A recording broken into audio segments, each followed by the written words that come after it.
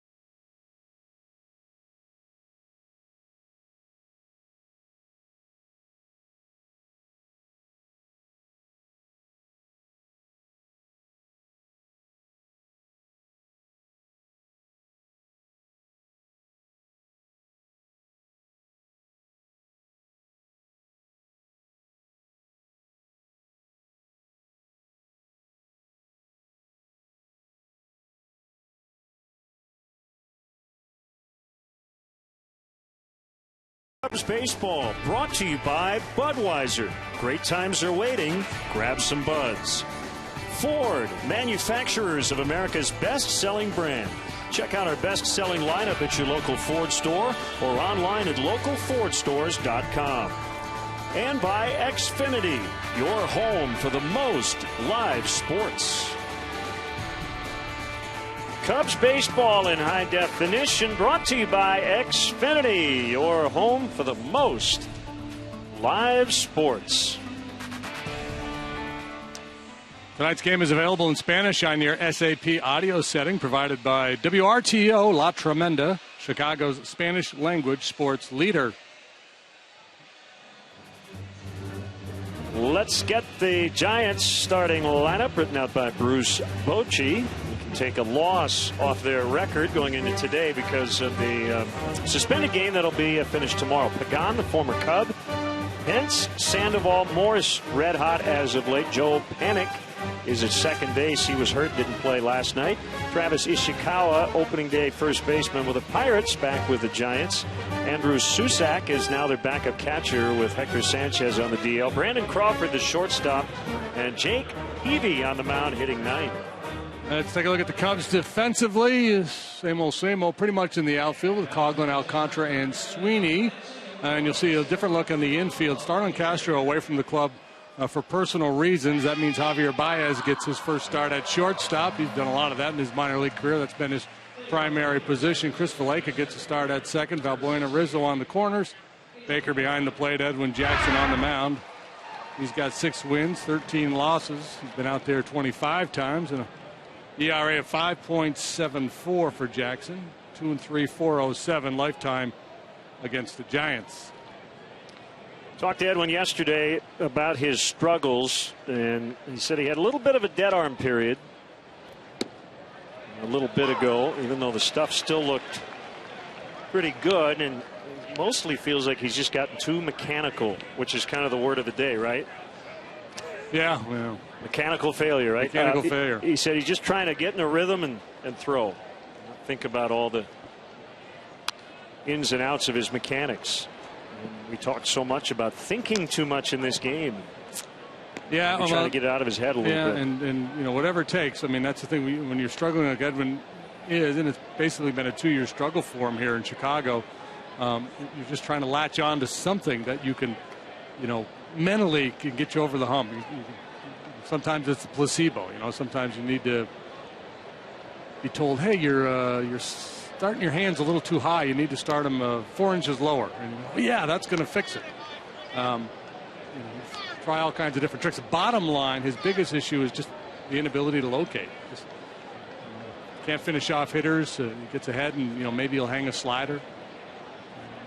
Fastball command has been very inconsistent. 1-2 on the switch hitting Pagan. 84 degrees. Out of the southwest at 4, and a base hit to right. So Pagan has 3 hits in this series. He's now 7 for 10 against Edwin Jackson. Slider up in the zone out over the middle of the plate. Jackson's done a nice job keeping the ball in the ballpark this year, but the other number is not good. That whip way too high, on base plus slugging, 839. That would be an all-star caliber hitter. So that's what the whole league is doing against Edwin. He's walked a little too many. He's right at league average in terms of his strikeout rate. Now Hunter Pence, a right fielder, takes a strike. We will have Julian Green on from the Cubs, the VP of Communications and Community Affairs. He will give you all the ticket updates in terms of the game being finished tomorrow at 4 o'clock for the regularly scheduled night game. I know people out there have questions, many who were here last night. 1-1 the count. So the Cubs had won 3 in a row prior to about an hour ago. Now it's a 2-game winning streak, but they do have a 2-0 lead in the game that'll be finished tomorrow, which will be logged as being played last night.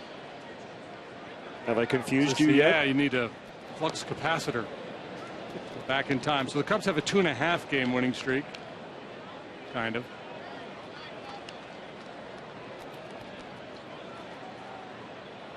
Don't know who's going to continue on the mound tomorrow. Tsuyoshi Wada with the first 5 innings. So we got to finish one game tomorrow and then play another. So really important for both these clubs to get length out of their starting pitchers tonight.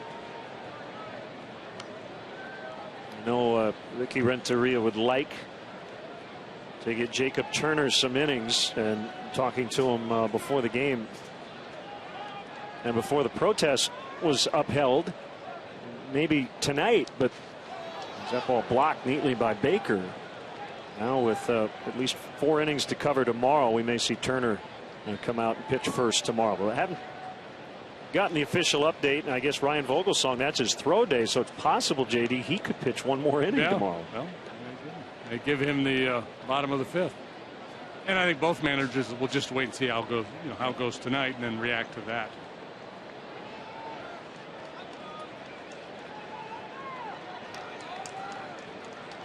We don't know if Starlin Castro will end up on the bereavement list or not. A family emergency.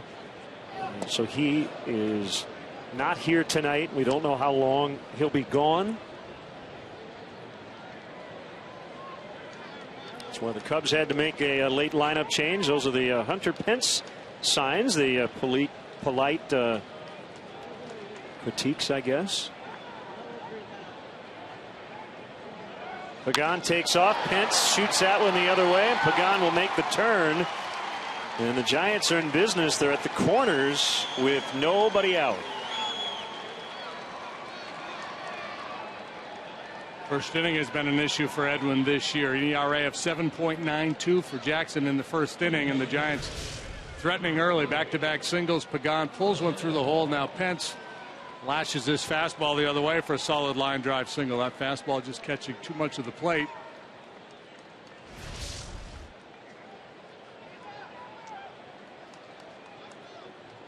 No Buster Posey tonight. He's got some tightness in his hip. So Sandoval bats third ahead of Michael Morse.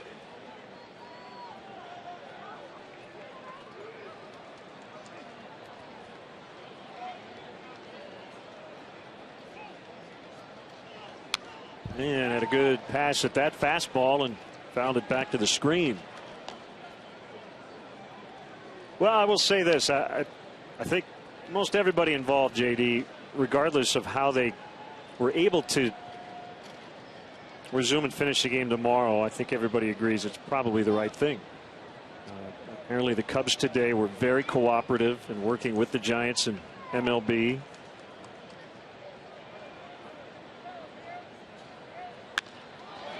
We'll get the Giants the first run for them in this series as Pagan scores on a sac fly by Sandoval. It's 1-0.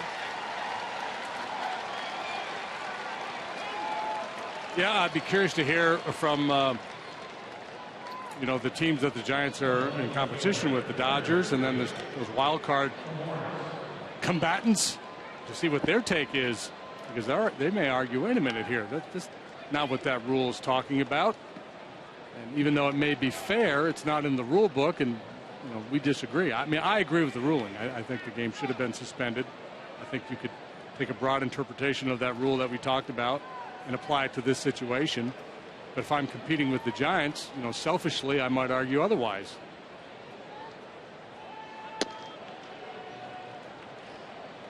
Ball 1 on Michael Morse. So we'll have the antenna out to see what the Cardinals and the Braves and the Pirates. And those standings, the Giants really now have 58 losses after the protest, but trailing 2-0 in that other game. It's behind Morse. That one really got away from Jackson. 2-0. We'll call that a very wild pitch. VWP in your scorebook. And Jackson doing a little landscaping out there at the dirt in front of the rubber. So apparently slipped as he's delivering that pitch. He has a hard time executing that pitch inside to a right-handed hitter. Arm side command is a bit of an issue for Edwin. A lot of times when he tries to go in on a right-handed hitter, he'll end up just missing over the plate and down. He kind of cuts it off a little bit. It's not the case there. And again, this I think was more of a slip than anything else.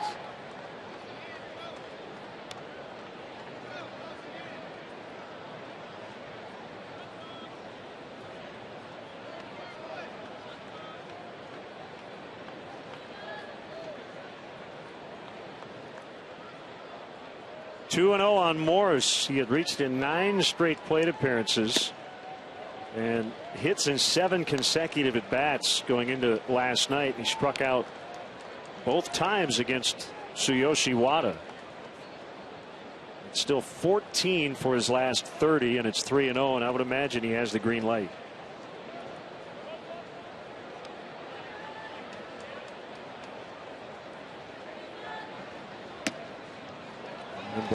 4. Jackson taking repeated shots at the outside corner, and apparently just missing.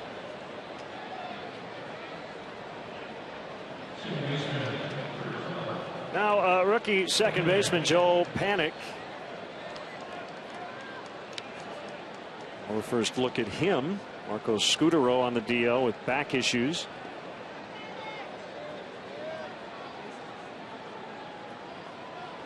I wonder if he ever hangs out with Joe Cool.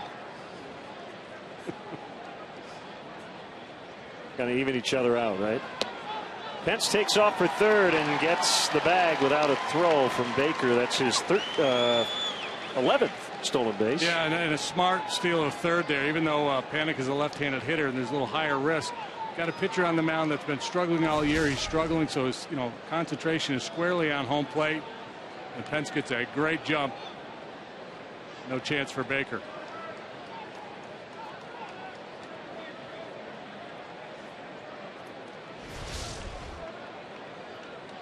First and third.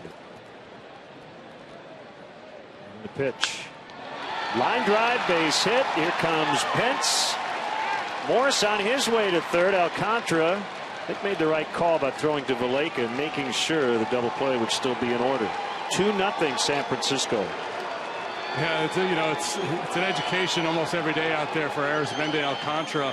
At times he's been over aggressive with his throws, and so I would argue that Ricky Renteria probably agrees with you that he made the right decision there, because they've been trying to get him to make sure he makes the smart play, and he's been offline with some of his throws anyway. The flip side, of course, is that Morris is slow, and if he gets off a good throw, he probably has a good shot at him. I think there's a little lack of confidence in the accuracy. Probably made the prudent play. Double play still in order. It's Travis Ishikawa. First inning has been a major problem for Edwin. Yeah, he's struggled overall, but especially early on. Ishikawa was in the Pirates lineup on opening day against Jeff Samardzija, but then designated for assignment on April 19th, so he's back with his original organization.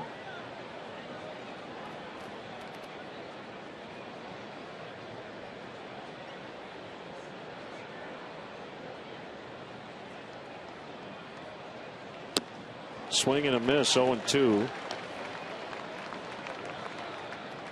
Speaking of Jeff, he got knocked around today by the Mets.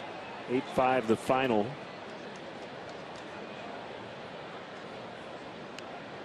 That's a week's worth for the Mets, the way they've been going.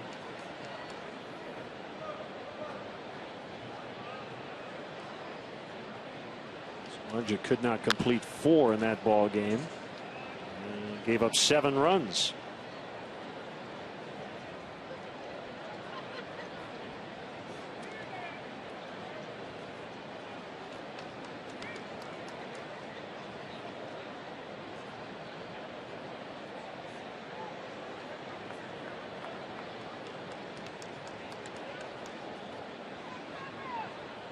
Another 0-2 from Jackson, and a base hit into the left field corner. Morse is in. Panic being sent as Coghlan had a little trouble in that corner. 4-0 Giants.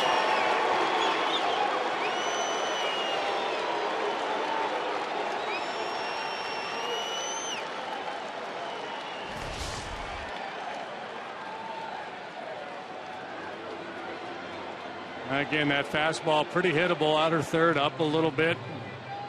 And able to finish the hitter off with 2 strikes. And an early visit from the pitching coach, Chris Bosio.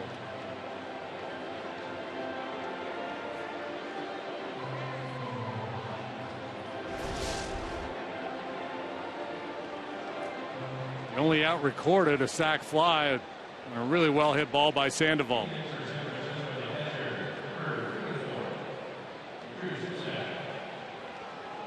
Starters, by and large, have been really good of late.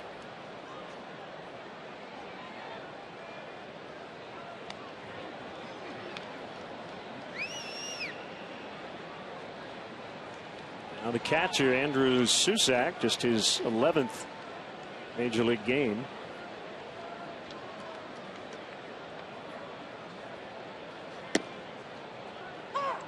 Fastball strike.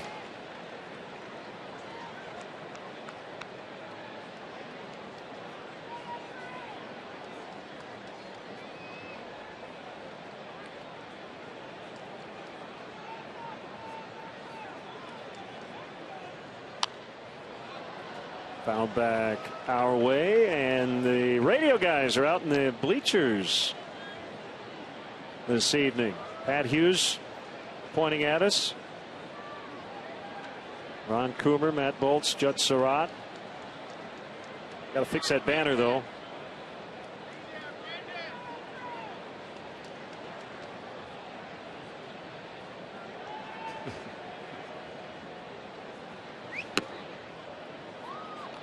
Just off the outside edge, 1-2. Hang with the boys. Could be a long night. Settle in. Get yourself a nice cold beverage. Judd getting all his gear in place.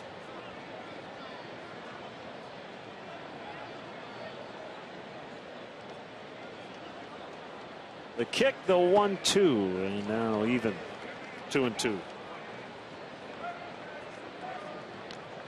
Susak, a young guy, 24 years of age, second round pick of the Giants in 2011.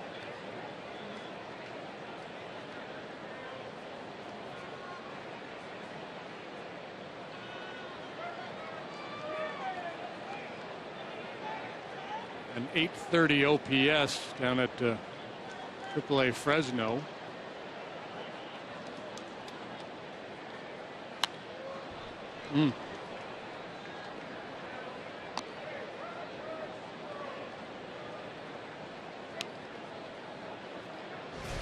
Bit of a hanger up.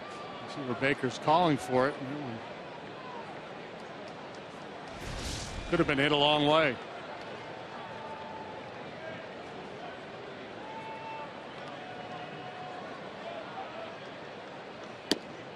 Susak went around for strike 3.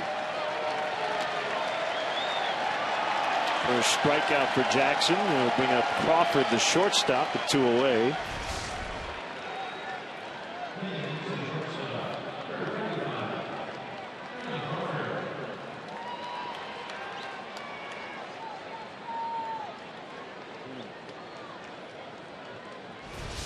Borderline. Yep. Carlos Villanueva playing catch in the bullpen. They will intentionally walk Crawford. They get to the pitcher Peavy, who will get a plate appearance before he takes the mound. Yeah, so the idea of getting length out of your starting pitcher, that's looking very suspect for the Cubs right now.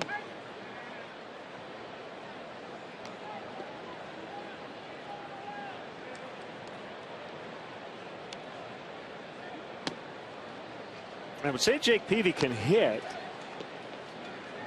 but he hasn't really hit much in the last 5 years or so. He's a career 170 hitter, and a lot of those appearances as a Padre has been with the White Sox and Red Sox, now back in the National League. 2 career home runs, 0 for 8 this season with 5 strikeouts.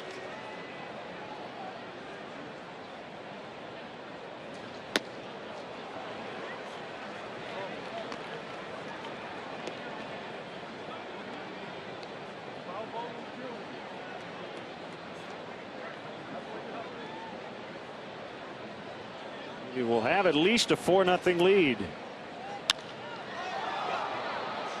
The Laker goes out. It'll be Sweeney from right to end the inning as the Giants send all 9 to the plate. 4 runs in. The Cubs are coming up when we come back.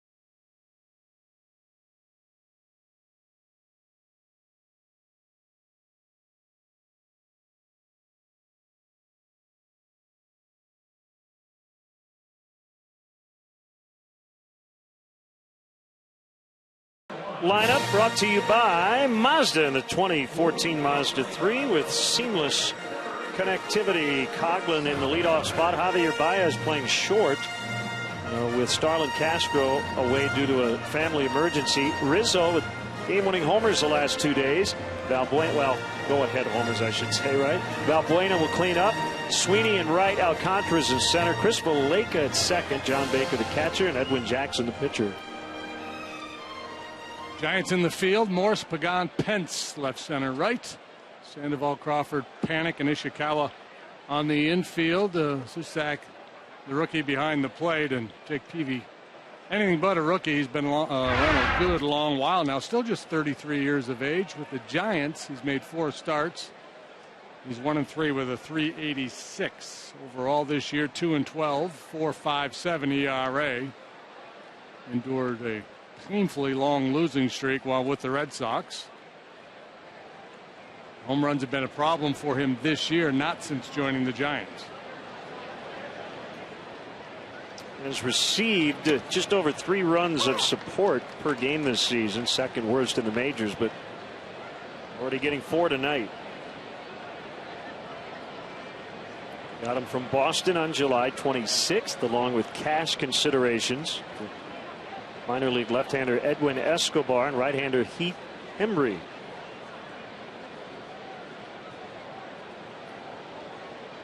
One and 3, 4 starts with the Giants. 1-9, 20 starts with the Red Sox. Won 18 starts between wins.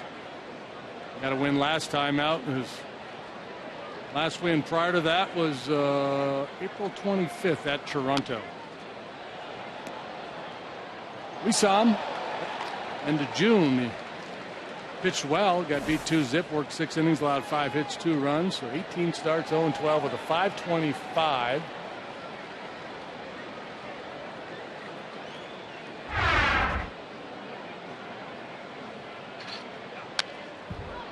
Another foul by Coughlin.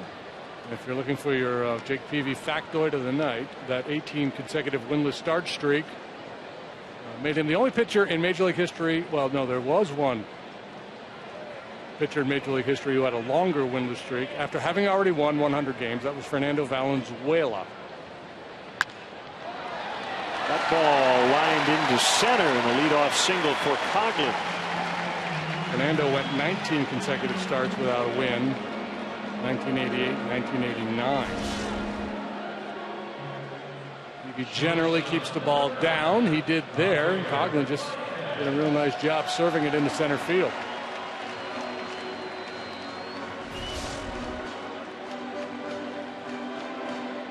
There's Javier Baez. I was talking with Javi today. The bat he's using a little heavier than the one he used last year. It's interesting. He said the reason he went with a little heavier bat was so he'd be shorter and quicker to the ball. With a heavier bat. The weight forces him maybe to be a little quicker. Yeah. He tries not to be as long with his waggle and load that he's got. A bouncer to third. Sandoval, Panic, and Ishikawa. They turn it. 5-4-3 double play. 2 outs.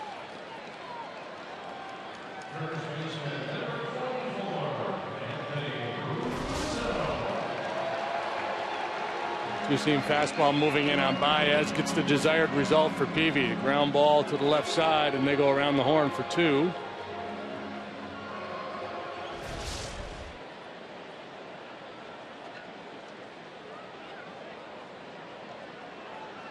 Here's Rizzo, game-winning homer on Monday, and hopefully a game-winning homer last night.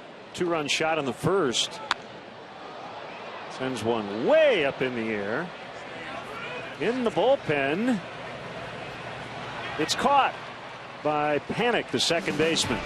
And quickly the inning is over. 4-0 Giants after 1.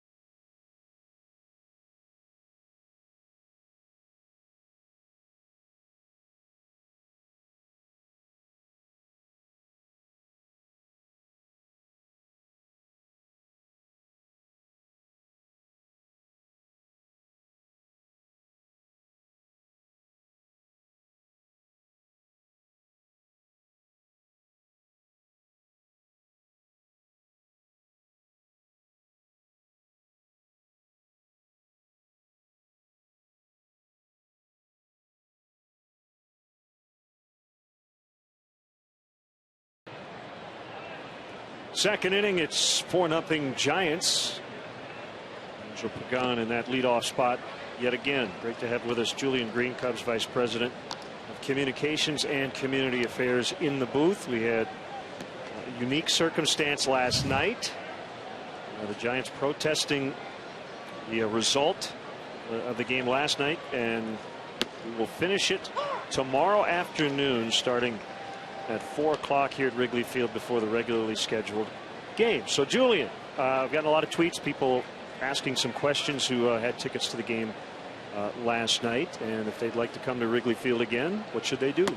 Well, Lynn, I'd like to say after the rain does come sun, and the fans are going to get a benefit of taking advantage of another great Cubs game tomorrow, which is going to start at about 4:05. So if you were a ticket holder of the Tuesday, August 19th game last night, you will be, not only will you be able to come to the 4:05 game tomorrow, but you will be able to stay through the 7:05 game tomorrow night. Pagan in the air. Alcantara makes a catch in center field. If I'm a fan and I was here last night and I just happened to throw away my ticket last night and found out today, oh no, I can come to another game or come to the game now on Thursday, what do I do? Well, there's certainly quite a bit we're going to have to work through, but the preference is if you have a ticket, if you're a ticket holder and still have your stub or have your printout, we'd like you to bring that to the ticket office tomorrow to get that redeemed. Or keep in mind we had an earlier offer where if there's a remaining weeknight game during the 2014 season and you can't make tomorrow's game, you can bring back your ticket and come to a regularly scheduled weeknight game throughout the rest of the season and enjoy a game. We want to try to make this as easy as possible for people to take advantage of the game. So we're sure there are going to be some situations that we may have to work out, but our goal is to make sure that hopefully all our customers will be satisfied at the end of the day. Here are the remaining night games. 7:05 starts. And some great opponents coming up. Yeah, some very attractive matchups. All contending teams. Or Reds are kind of leaking oil right now, but they got a fighting chance. Pitch bounces to short. Julian, we also want to remind people the weekend series coming up, the Fridays and Saturdays, especially the Orioles this weekend, the Pirates coming up in early September, and the last home weekend series against the Dodgers. All excellent matchups, and we want to encourage people to come out even when school's back in session. Absolutely. I mean, I'd like to say that the Wrigley Field 100th birthday celebration is continuing all season long. We got some great matchups, even though school is getting ready to go back into session. Some Friday games, great Friday games are going to be coming up in September, including this Friday, obviously. And we just want fans to come out and celebrate with us. And certainly we had a bump in the road last night, but I think hopefully our fans saw today our offer to provide as many chances as possible to come back to Wrigley Field and enjoy a great game at Wrigley Field. Swing and a miss by Sandoval. 1-1 the count as Jackson tries to settle in. Giants got 4 off him in the first inning on 4 hits.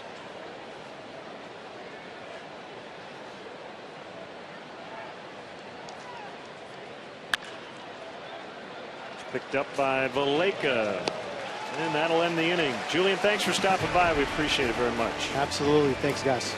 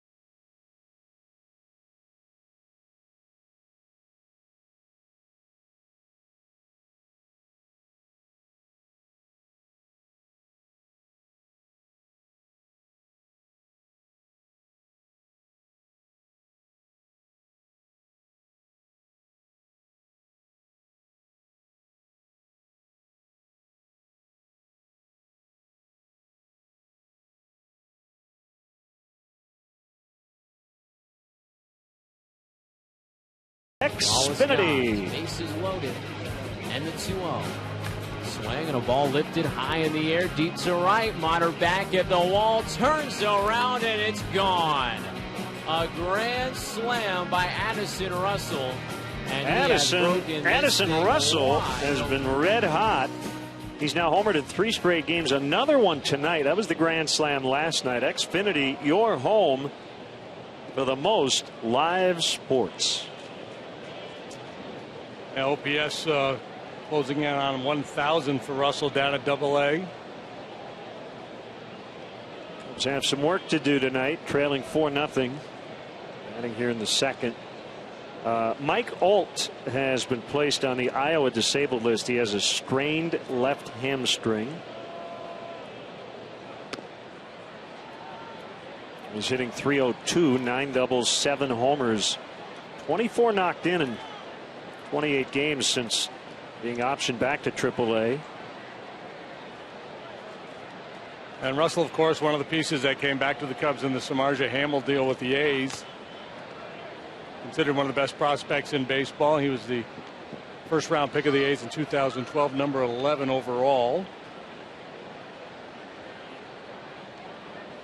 Just, from that video, looks broad shouldered kid. Pretty good power the other way too, huh? The internet adds 8.2 pounds. Depends on the buffering speed. That's why it gets bigger, because he's buffed. He's buffered. He's been buffered. 1-2 on Valbuena.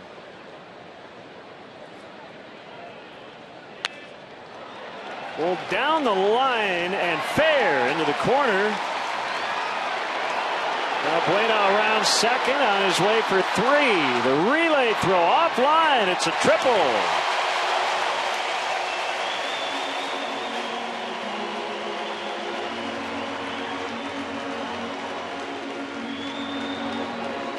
The Cubs had a leadoff single at the bottom of the first. That quickly turned into a double play.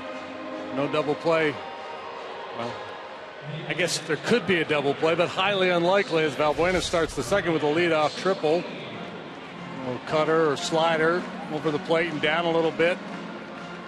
Peavy, his stuff not what it used to be when his heyday with the Padres. He's lost a couple miles an hour off that fastball.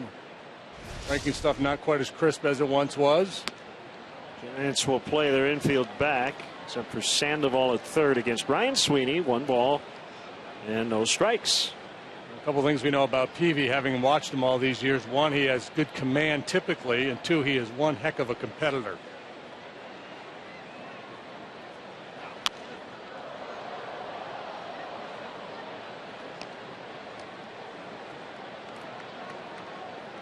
Send us your Cubs selfies. Hashtag WGN Cubs.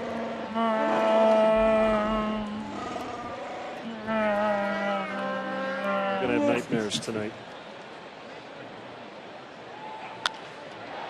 Lined and caught by Ishikawa. Buzzard's luck for Sweeney. Hit it on the screws. Ishikawa, a very good glove man. That was not a particularly hard play. Hit right at him.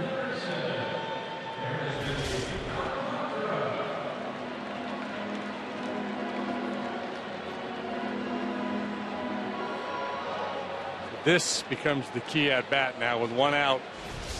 Still get that run home with a fly ball. Ground ball to the middle of the diamond.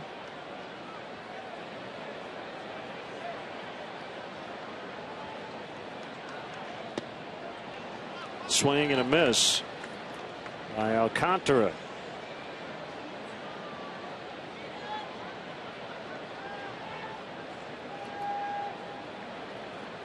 Young players had his struggles. This is where the heart rate tends to jump a little bit. Because he knows he's on the spot to get this run home. Doesn't want to leave it to Valleca with 2 outs. He's in jeopardy of doing that if he can't make an adjustment here. A couple of bad swings at the breaking pitch.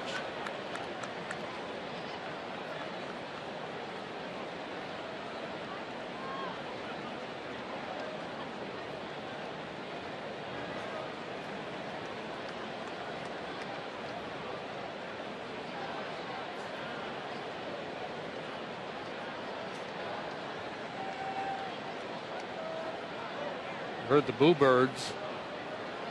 The Giants scored 4 in the first. If they don't get this run home after the leadoff triple, we'll likely hear them again. 2 strikes on Alcantara. Here's the pitch. Sinker way off the plate outside. 1-2.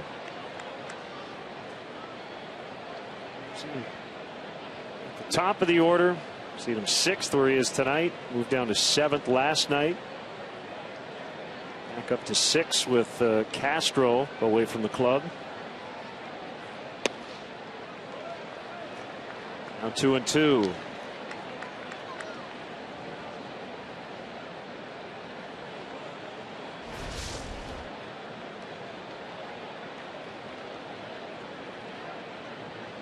Typically, PV does work the knees in below. Actually, here he's trying to keep that ball on the ground and not in the air to knock in this run. And he got him.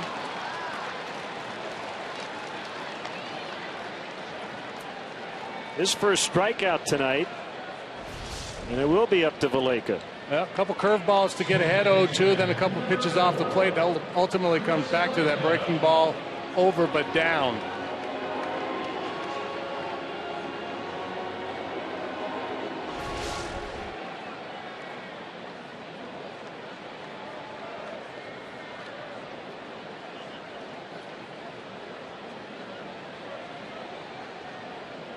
Chris Valaika has already now made a start at every infield position with the Cubs. First, second, short, and third, and he's only been here 20 days. I guess he's got to get on the catcher's gear, which, by the way, he has. In case of an emergency, he's worked with Mike Borzello.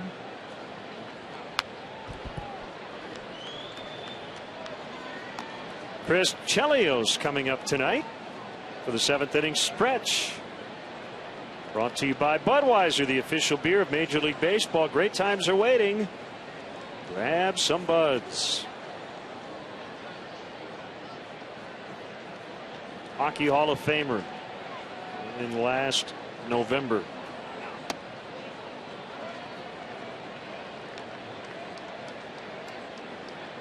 Would have gone in earlier, but he just kept playing.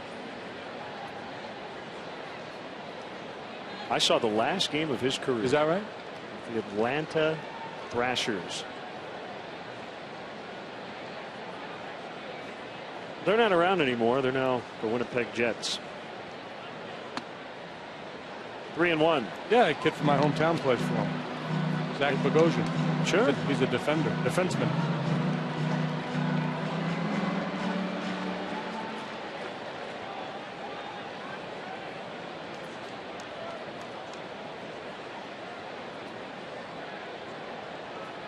Valaika with a chance to be a hero.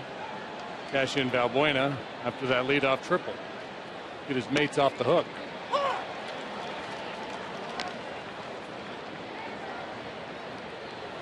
With no inclination to give in there on 3-1 with a cookie fastball. Finds the strike zone with a breaking ball.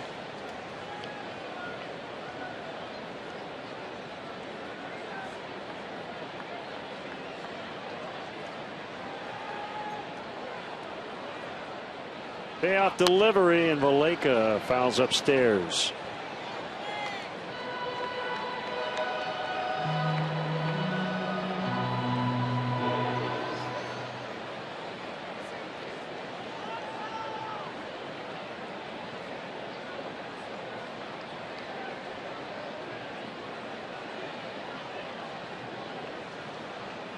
Born in Mobile, Alabama, grew up in nearby Sims. All-Star 3 times, Cy Young winner in the National League in 07, won the pitcher's triple crown that year in the National League. He's led baseball in ERA twice. Also won a Gold Glove. That ball pulled to deep left. Morse back on it. It is gone. A 2-run homer. Chris Valaika, and the deficit cut in half. His first as a Cub.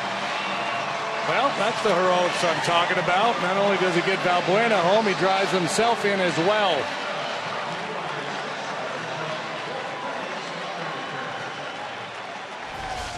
Valleca, who has not had a lot of success against right-handed pitching in his big league career, gets what appeared to be a changeup down, but he went out and leaned on it. That changes the nature of things. Third major league home run for Valleca. First since May 4th of last year when he was with the Marlins. First he hit was actually against the Cubs with Cincinnati back in 2010.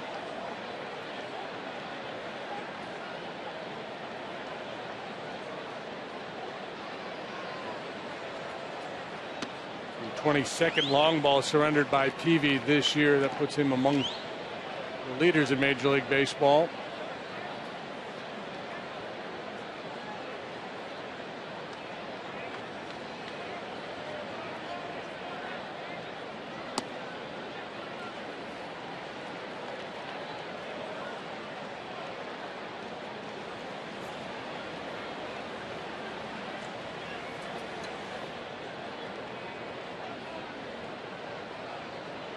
.30 pitch is a strike on Baker.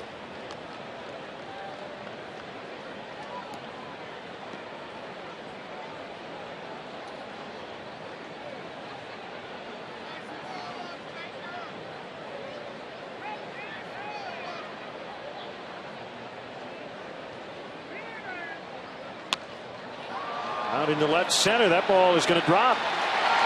And Baker is aboard, and that'll bring up Jackson.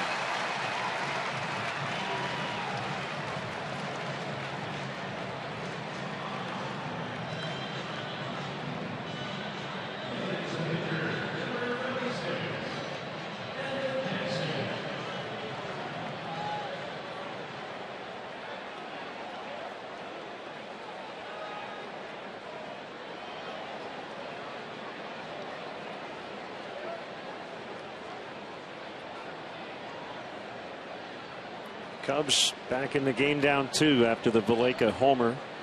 Jackson smacks one in the left. Game on. He hit that with a little anger, didn't he? He's taking out some frustrations on the baseball. Good aggressive pass at it. Get that foot down and get the hands through.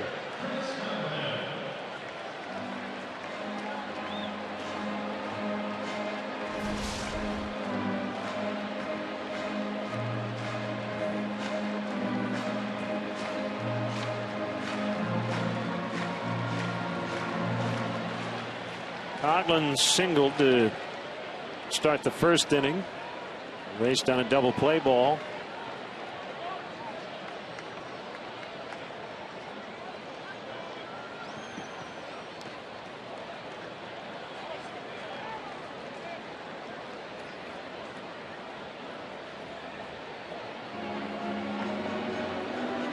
Cubs general manager Jed Hoyer just met with reporters, reading some of the quotes from Twitter.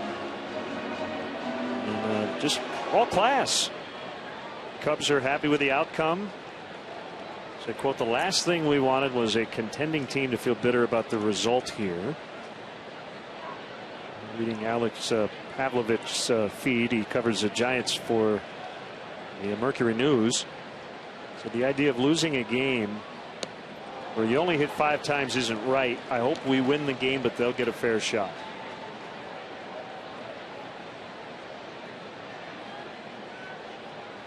Jed also said, quote, there was obviously a mechanical issue with the way the tarp was put away.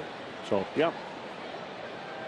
Doesn't seem to be any controversy among the two teams here, for sure. No, I don't. And you could tell by the way the Cubs went out. You know, last night, and we saw Ricky Renteria say, you know, whatever Boch wants to do, he was willing to sit around all night to finish the ball game if the conditions allowed them to do so. So, did not expect any pushback at all from the Cubs on this one, and we'll wait to see what the other clubs in contention have to say.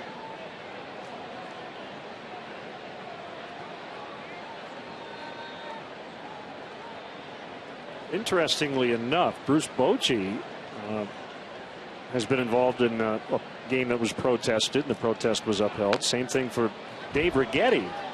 who was with the Yankees. He actually, Righetti took the loss in the Pine Tar game against the Royals. That was a thing of beauty there. Brett hit the go-ahead home run. Billy Martin argued that the home run should not count because the pine tar was too far up the bat handle. Tim McClellan, the home plate umpire, agreed, called Brett out. George went ballistic. The Royals protested and it was upheld by the American League president. Yeah, I should correct that. He did not lose that game. It was Goose Gossage who lost the game. A home run, always worth looking back, right? Yeah, this was fun. My favorite part is Brett coming flying out of the dugout at McClellan after he was ruled out. You see he's measuring 17 inches wide is home plate. The rule at the time said the pine tar could not extend beyond 17 or 18 inches. Coghlan swings and misses to end the inning, but the Cubs with 4 hits in the frame, including a triple and then a 2-out, 2-run homer. The first by Chris Valaika as a Cub, and it's 4-2 now after 2.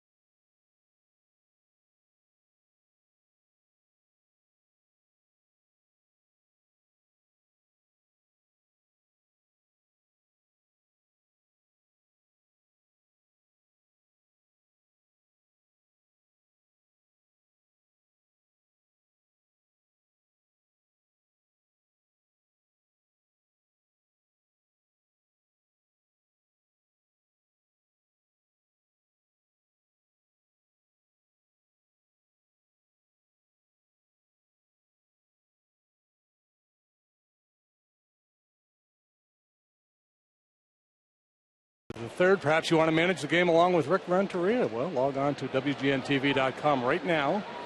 Click on the WGN Sports Game Zone banner, and there you'll connect to all the up-to-the-minute stats and information while you watch from home. Game Zone is sponsored by The Great Escape. Pools, patio sets, play sets, hot tubs, and more.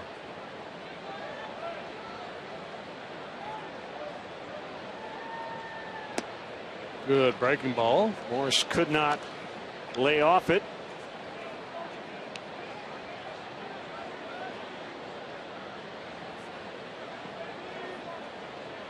They got kind of a Greek Roman thing going in this club here.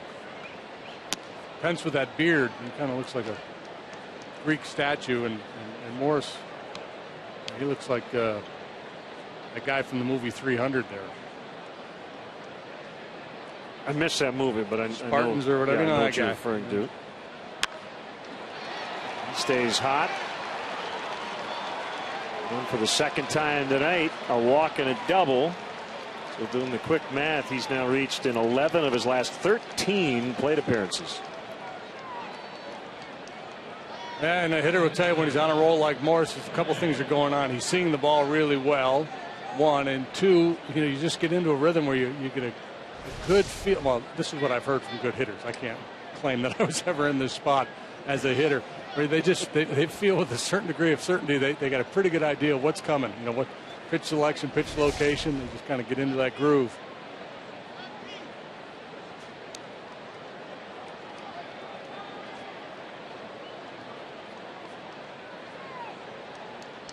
There's Panic, RBI single and a run in the first. It's a strike. One of the better fastballs Jackson has thrown here tonight. And the other thing too is Morse looked bad on that first curveball, so you know you put that in the bank immediately and say he's probably going to come back with that at some point. And sure enough, Jackson did.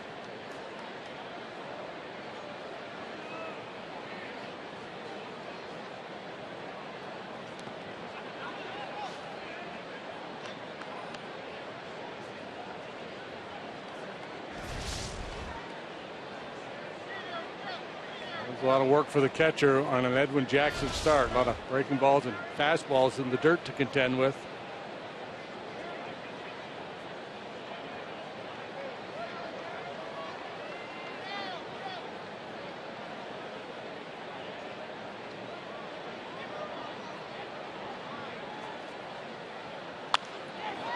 In the air, right field, Sweeney makes a catch. Morse tagging on his way to third. The throw is offline. They had a shot at him.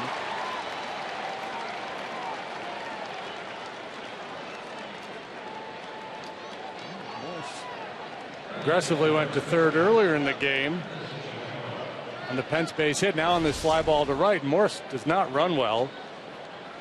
He doesn't run fast anyway. Sweeney looks like he's in pretty good shape behind this ball.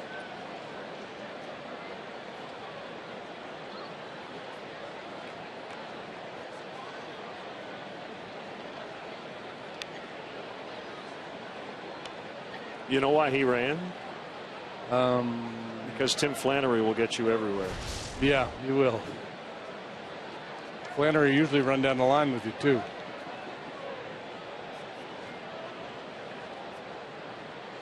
Field in, not all the way. He steps off the grass. Strike one on Ishikawa.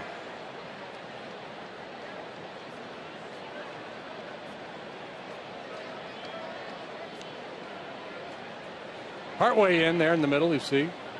Not all the way. Morse not a fast runner, so you can afford to lay back a little bit. Doesn't matter. Here comes Morse. Ishikawa to second. 5-2 San Francisco. Ishikawa, 2 doubles, 3 RBIs already. Carlos Villanueva was up in the first inning as the Giants batted around, played at 4. We'll see if there's action in the bullpen after these swings.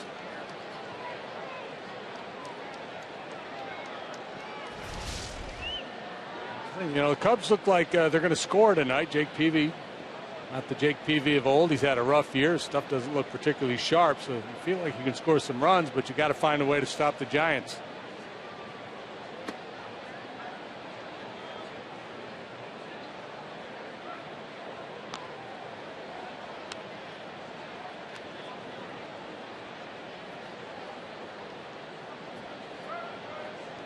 On and 0 on the catcher, Susac.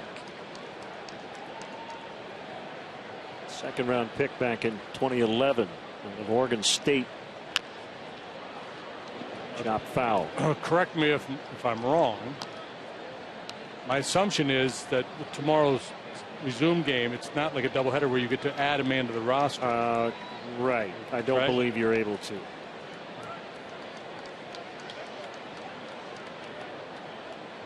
The backdrop against all the decisions made here tonight, the fact that you've got to play that suspended game plus a 9-inning game tomorrow.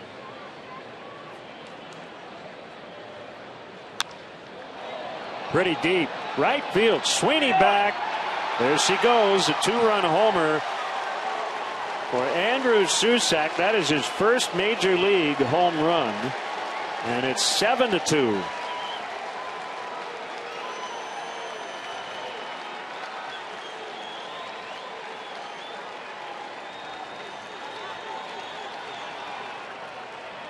Cubs get the 2 to get within a pair, and the Giants come right back and score 3 times in a matter of 4 hitters.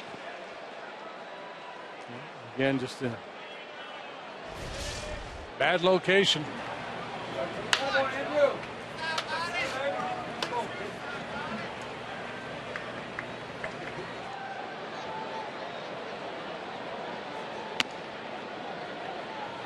Ball one on Brandon Crawford, the shortstop. Villanueva is up yet again.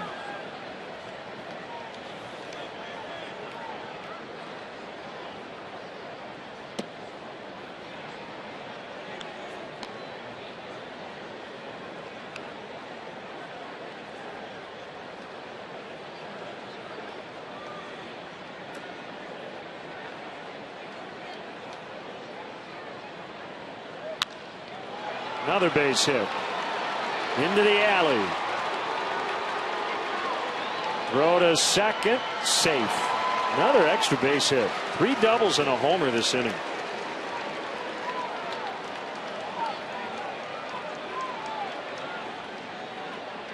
Renteria calling down to the bullpen, probably saying, let's see if there's some urgency out there.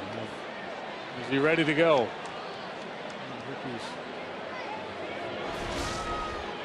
Seen about enough.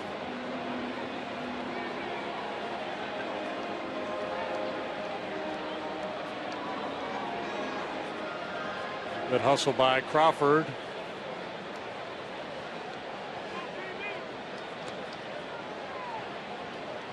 Careful now. Lucky he didn't stumble over that. 1, 2, 3, 4, 5, 6, 7, 8 hits. The Giants already, boy, none of them cheap.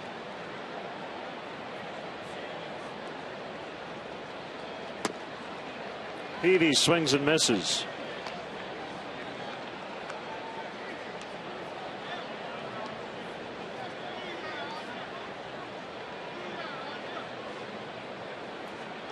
Well, it looks like this will be the 16th start this year in which Edwin will not complete 6 innings. He's had 6 starts in which he has not completed 5.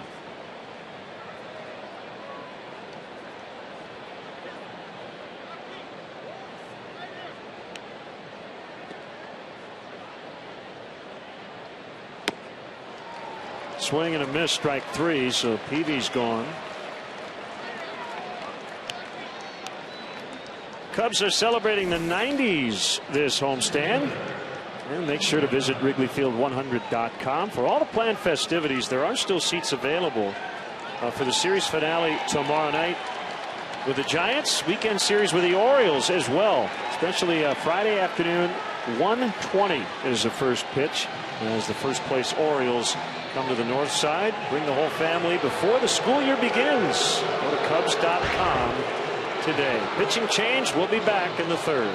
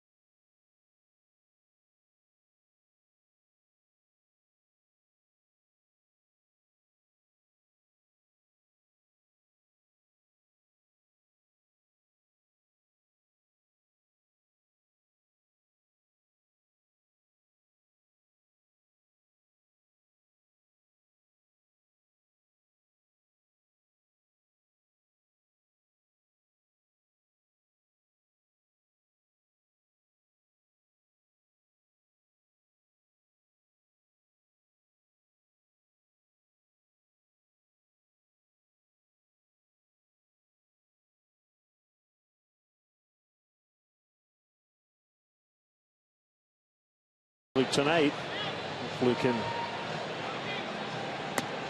give the Cubs some quantity. Quality would be nice too.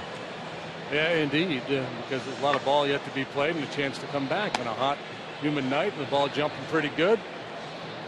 The offense should be able to do some damage. Now falls to Villanueva to shut down the Giants. 5-6, 4.87 the ERA for Carlos. He's moving back into the bullpen in early May. He's made 28 relief appearances, and he's pitched to a 2.06 ERA in that stretch.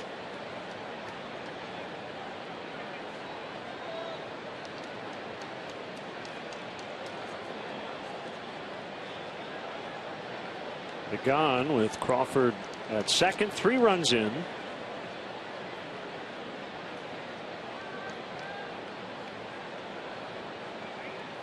Got a switch hitter, always been better from this side. Fly ball the other way, handled by Coghlan. Midway in the third, 7-2 Giants.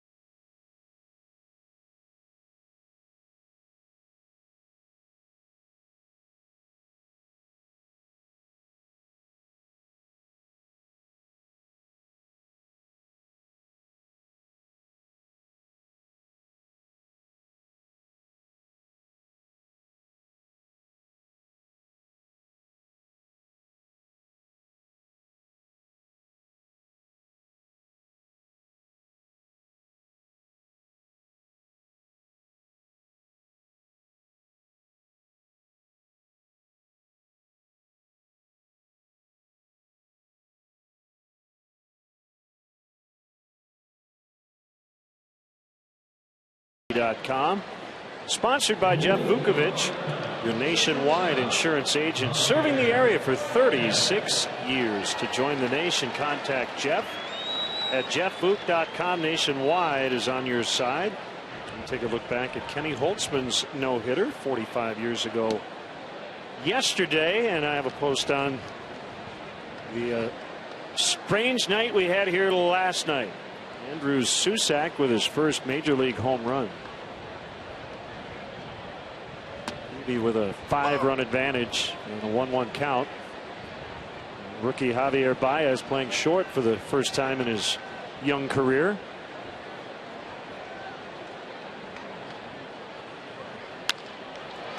And a line drive base hit to start the inning.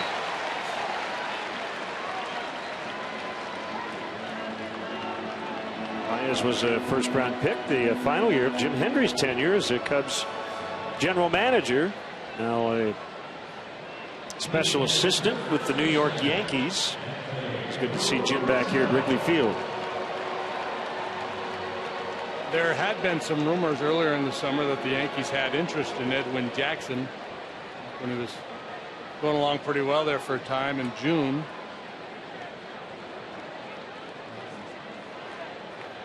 Jim was coming to check in on Edwin to see if there was a possible fit there or not.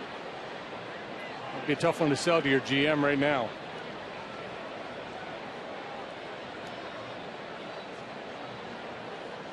Here's Rizzo, fouled out to second baseman in the first inning.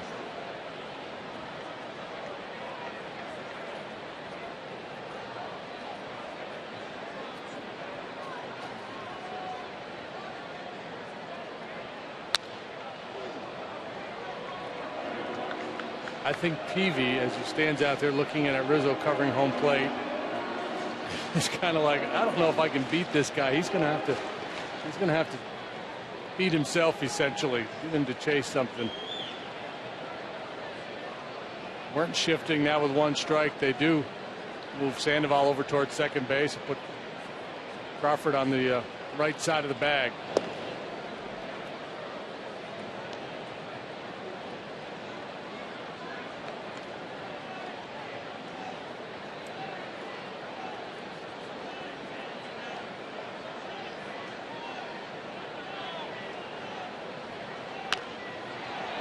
Pulled down the right field line, but out of play.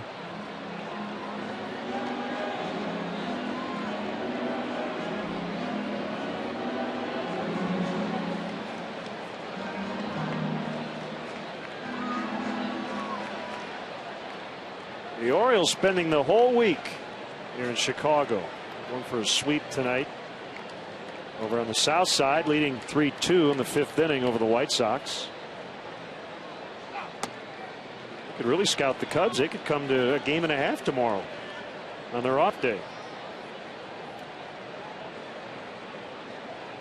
The Orioles with an 8.5 game lead over in the American League East. There may be a player or two that shows up just for fun because they've never been to Wrigley Field before. Maybe sit out in the bleachers. Oh, what a snag by Ishikawa. Throw to second out there. Throw to first. Double play. Wow. How about was that a 3-5-1 double play? I think that was Sandoval who took the throw at second. And Ishikawa with a couple of doubles tonight, but he's always been a defense first guy. Very good glove man. Now Ricky Renteria wants to come out and see if maybe Rizzo beat this play at first base, but sparkling play by Ishikawa. First the catch, then the throw with Baez closing in on second base. He doesn't have a big lane there to work with. Makes a perfect feed to Sandoval, and then the return throw to get Rizzo.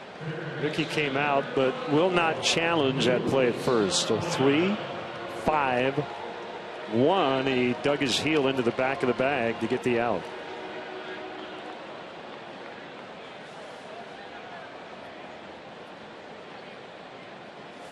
Ooh. Yeah, had it, took it off, got it back. I don't know if he got it back in time. I wonder if the first, though, did he get the corner the first time through? Right there. Did he already have it? I don't know. He might have. I think he had it the first time. The second one was late. Watch. His foot right there, I think, is on the bag. Yeah. And a lot of times you get in trouble when you go back. When you reach back for the bag, basically you're telling the umpire that you feel like you missed it.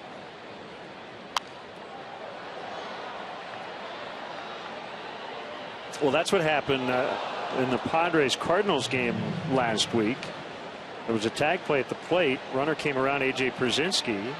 A.J. tried to tag him, and then he went after him again. And I think Bud Black was saying he didn't get him because he tried. Right. He knew he didn't tag him, but he was still called out.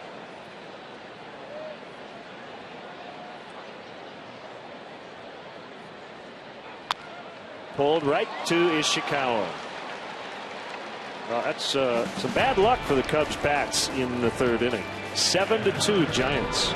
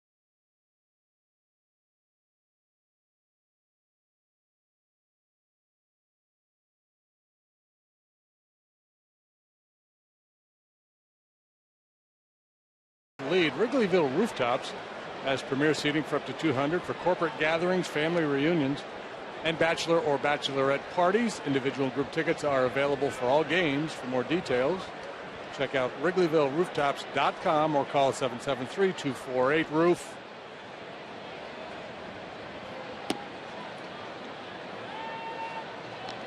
Seven to 2, all San Francisco here tonight.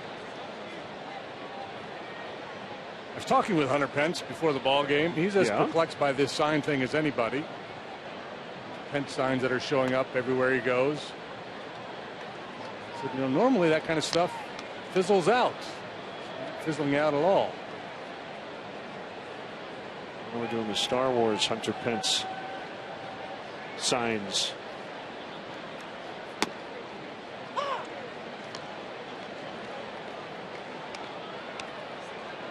Surprised somebody hasn't come up with a sign that says Hunter Pence chokes up. What's wrong with baby food? No. Oh man, you kidding me? Baby peas, nothing like it.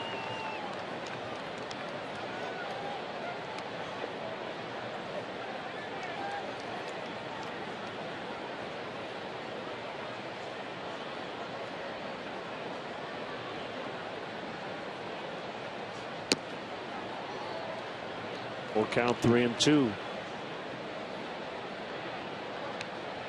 Nationals leading again, 2-0 in the 7th over the Diamondbacks, looking now for their 9th consecutive win. High and deep, left field, and gone. A home run for Pence. Number 17.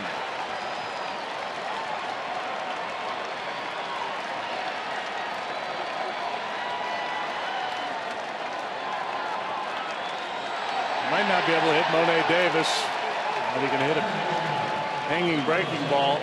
He is vulnerable to that breaking ball off the plate, down and away. He will chase.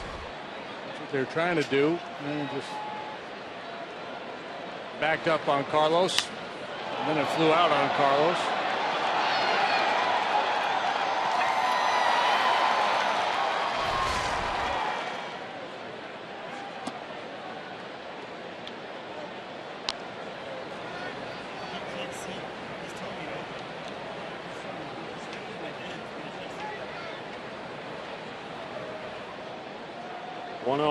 Sandoval fouls. Sandoval had fun last night during that long delay. He was out sitting on the railing in front of the Giants dugout entertaining fans. John Baker was playing the guitar in the Cubs dugout.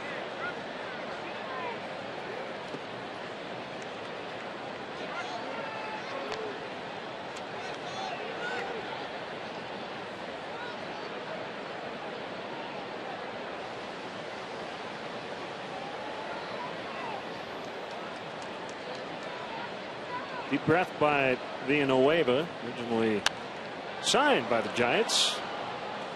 Never did pitch for them in the big leagues, though.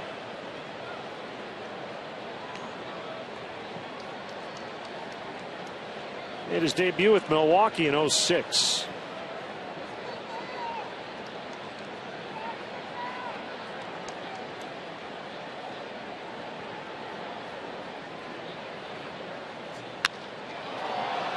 Clubbed out toward left center. And it's right at the wall there as Sandoval's got a double. Boy, they have slugged tonight.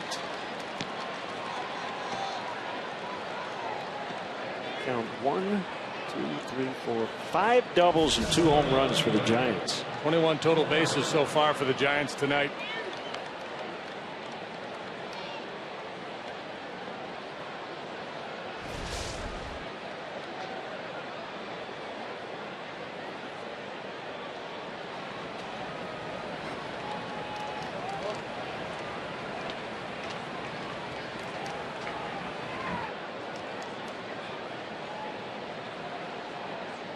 Doesn't get any easier now. It's Morse.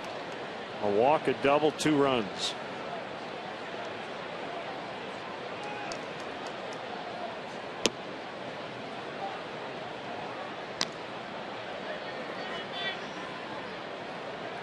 So the Giants were 42-21 on June 8th. They had a 9.5 game lead. Since then, they've gone 23-37. Trailing the suspended game last night 2-0. So tied in the wild card, or I guess a half game behind Atlanta, however you want to put it, with the suspended game. 4.5 out in the West. Not very comfortable compared to where they were 2.5 months ago. No, if you look at those playoff projection standings back when they were 9.5 games up, there probably would have been what, 78%, 80% chance they'd be a playoff team, probably. Right now, they say 51.4% chance of the Giants making the postseason. Ground ball to short. Baez will scoop and throw to first. It's out number 1. The flip side, the Kansas City Royals making up 8.5 games in the American League Central. The Orioles winning 20 of their last 30. The Nationals combining their streak with a cold spell by the Braves, although the Braves now have won 5 in a row. Atlanta leading late at Pittsburgh 2-1 in the bottom of the 8th. Nationals pitching really asserting themselves.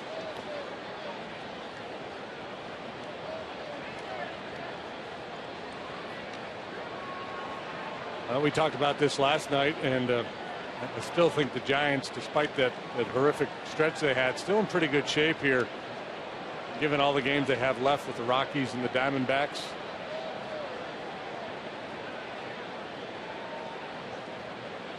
I don't think they'll run down the Dodgers, but they got a real good shot at one of those wild card spots because of their schedule.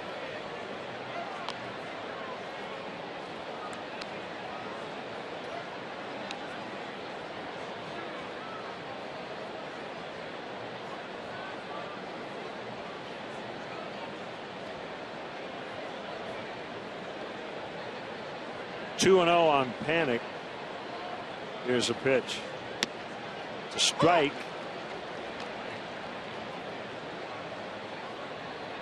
Panic, a first-round pick out of St. John's University.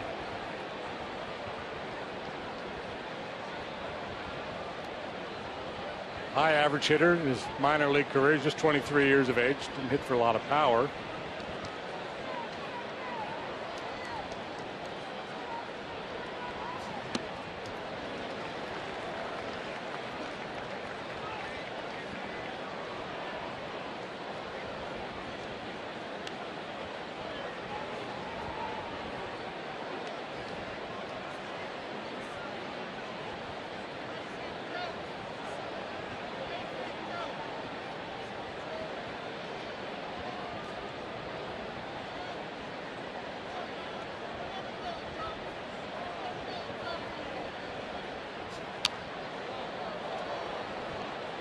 Hey, the 30th annual Cubs convention comes up at the Sheraton Chicago Hotel and Towers, January 16th through the 18th, 2015. By the way, that's the jersey the Cubs will wear this Sunday. Room blocks are now open and can be reserved by visiting CubsConvention.com or 1-800-325-3535 is the phone number. Ask for the Cubs convention rate. All reservations Sheraton Chicago come with convention passes built into the hotel package.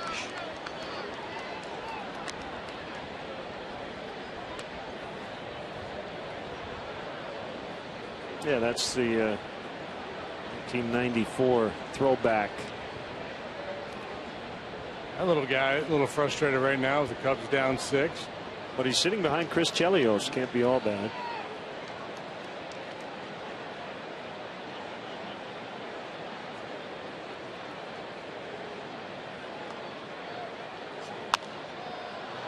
Popped up over near the Cub dugout. Balbuena's got plenty of room to make the catch. 2 outs.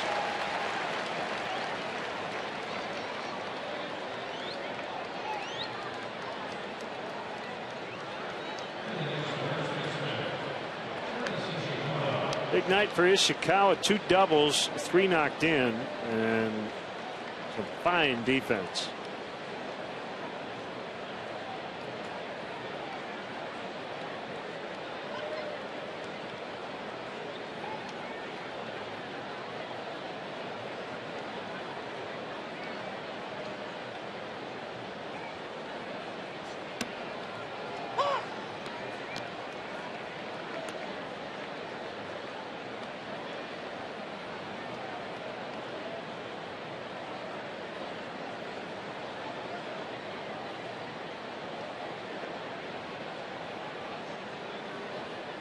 If you just joined us, first of all, where in the world have you been?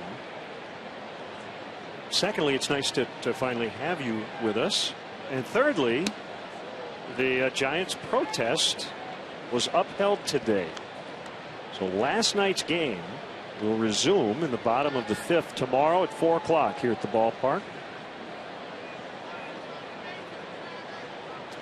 Bruce Bochy was with the Houston Astros August 21st, 1979, playing against the Mets. Well, a convoluted deal, but in the 9th inning, there was a base hit, but I guess Ed Kranepool was not at his position at first base. He had left the field thinking the game was over, because what happened was there was a fly ball to center, which apparently ended the game, but time had been called. Okay, I'm with you so far. All right, so there's a base hit at Kranepool, not his position. Torrey claimed the hit shouldn't have counted because the Mets only had 8 players on the field. The umpires said, yeah, you're right. Batter had to go back to the plate. But because the hitter had to hit again, Bill Verdon wanted to start over because Kranepool was not on the field for any of the pitches. So they said, no, we're going to start wherever the count was. He protested the game. There was a fly out to end the game. Chuck Feeney, who was there, the National League president, decided that Houston's protest 1 hour after the game was good. So they then finished it 5-0 the final. So kind of a strange one. Mets beat the Astros that particular day. 8-2 Giants.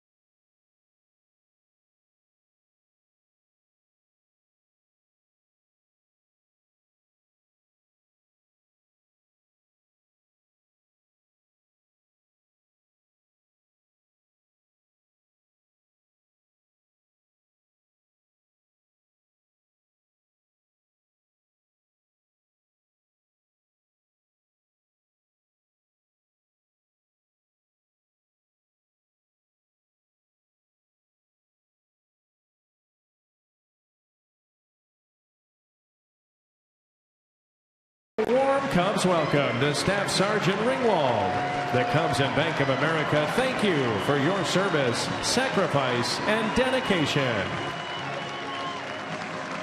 Staff Sergeant Thomas Ringwald, 8 years of service with the United States Marine Corps, completed 2 successful deployments, one aboard the USS Iwo Jima, one in Iraq.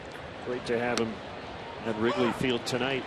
Jake Peavy with an 8-2 lead, lost to the Cubs at Fenway Park. He was with the Red Sox earlier this year. Now he's a Giant, and he's got a big lead here in the 4th inning. Inside corner, 0-2. So yeah, protesting a game, basically it's the misapplication of a rule.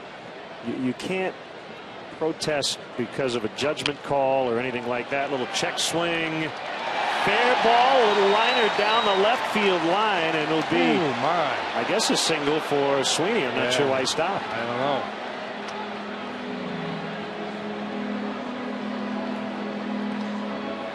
Wasn't sure what the ball was. Well, I didn't even see it. Two things. One, I think he got caught peeking a little bit as he went down the line, so I think that cost him a couple steps, and then he lost sight of it as they got into the Cubs bullpen. Excuse me, half swing flare. Monitoring it as he starts down first base line. All that side spin taking it into the bullpen. He should have been on second base.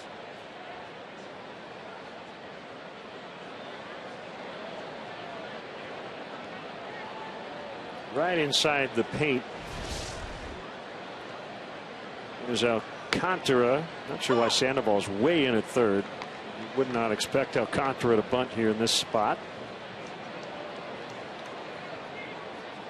Well, I think that's just because he's been showing bunt from time to time, and I think he's convinced guys that he might be inclined to bunt for a base hit.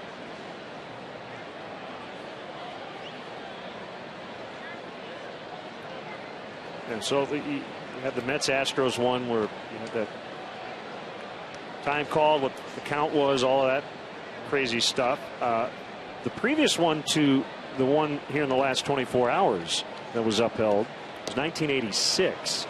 That was about a rain delay. The Pirates contended that the crew chief, John Kibler, called a game in which the Pirates lost to the Cardinals 4-1. They just said they didn't wait long enough. They had rain delays of 17 minutes and then 22 minutes. In between those delays, only 2 pitches were thrown. So they protested. And the commissioner said, yeah, you're right. Or I guess it would have been the National League president at the time. Agreed with the Pirates that they didn't wait long enough. The regulations at the time required that they wait at least an hour and 15 minutes for the first delay and then 45 minutes for a second one before saying the game is over.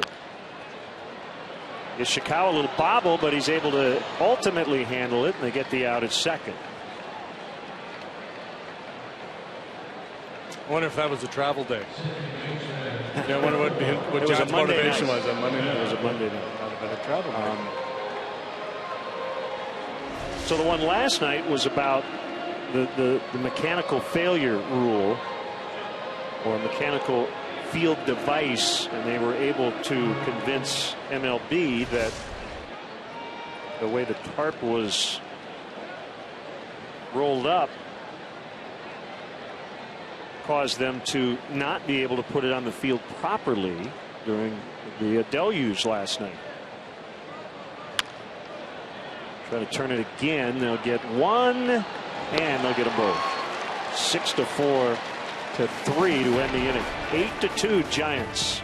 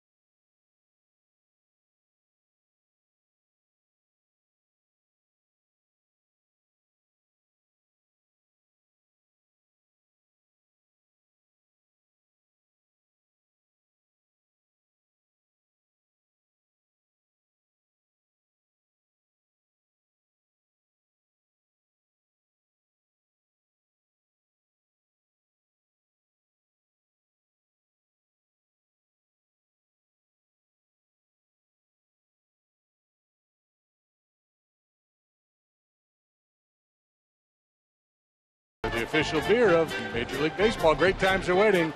Grab some buds. Star Wars night here at Wrigley Field. The Jedi Rizzo bobblehead is the giveaway.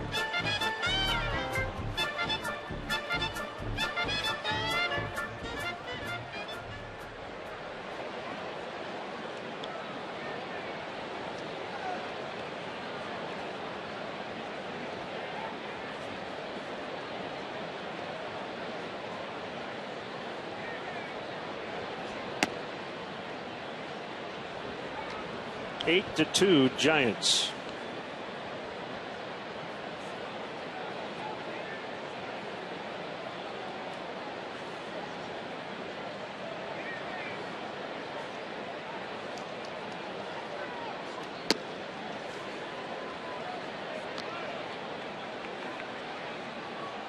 Guess we got rained out tonight. Fresno. Giants AAA affiliate. Nashville.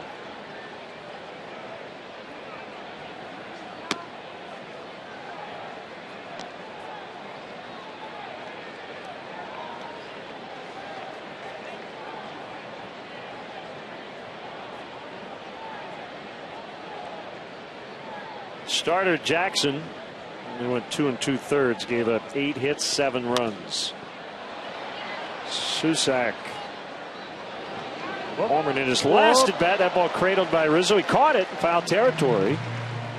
Yeah, some indecision there. Rizzo looked at Baker. Baker looked at Rizzo, and Rizzo thought that Baker was going to take charge. But ideally, you'd rather have Rizzo, first baseman's mitt, handle that ball, and ultimately he did. Susak drifted through there, hoping to complicate matters.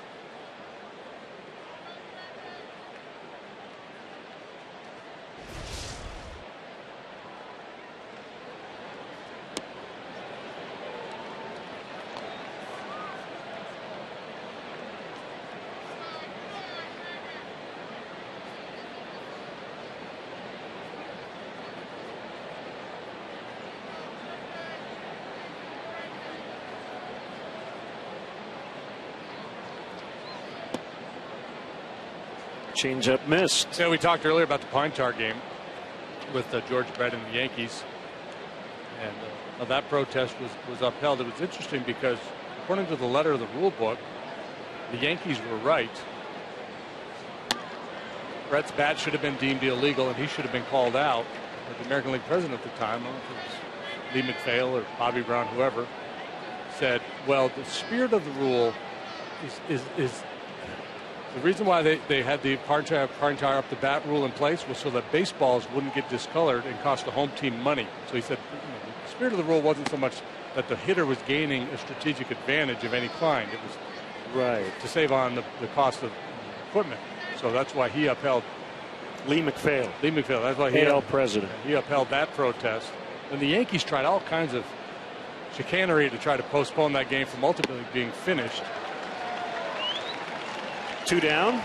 I don't remember all the details, but the one thing I'd read about was as they resumed play, Billy Martin had George Frazier, I think, was pitching. He had George appeal first base, then second base, claiming there's no way these umpires know whether he touched the base or not.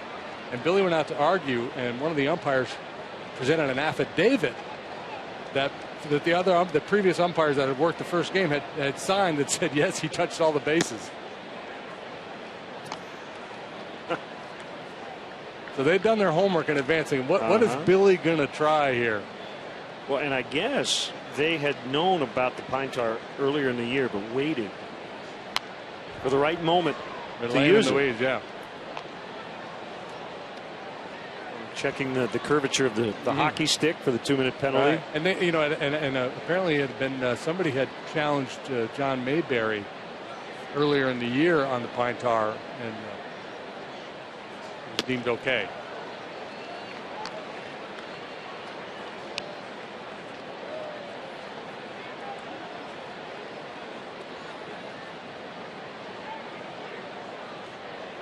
Martin had Don Mattingly at second base.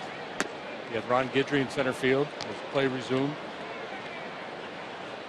just so he'd have options to pinch hit in the bottom of the inning.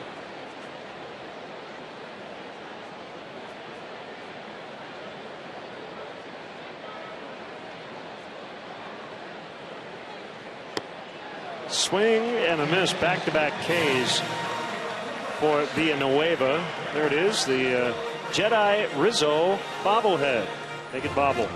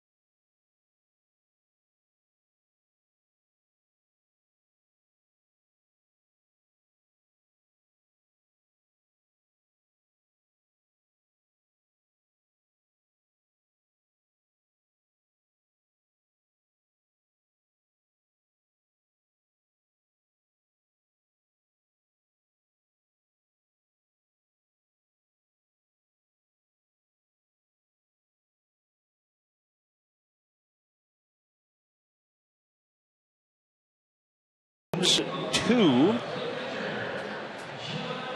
This feels like game one of the series, but it will be logged as game two.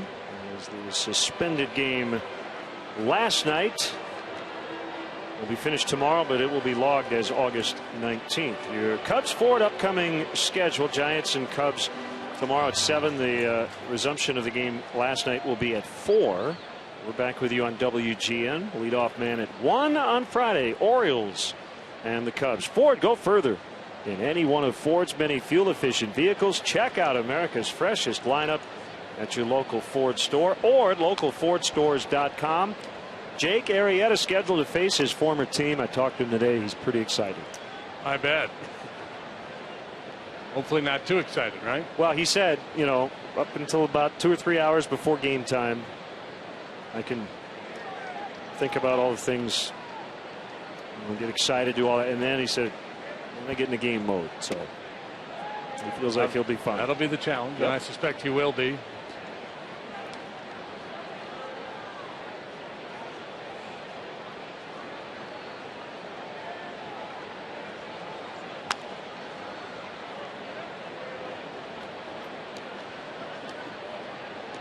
Well, when you got 4.5 hours to kill, you might as well play a little music.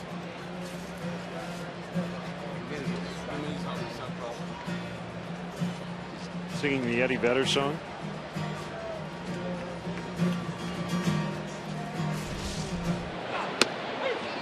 Called strike 3. Third strikeout for Peavy. It's the first time tonight that the Cubs have not had the leadoff man reach base in an inning. 3 of them negated essentially by double play balls. Reading a little more about the Pine Tar game, George Brett was not even there when they finished. Went to Baltimore, right? Yeah, Baltimore. Some people thought he stayed at the airport in Newark. Yeah, because he was ejected and fined for his actions after the call.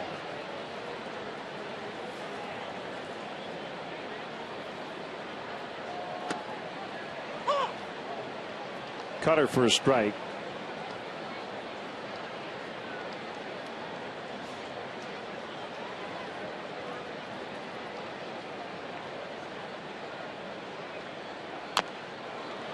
Very late swing by Villanueva. That ball was fair for a second, but kicked foul.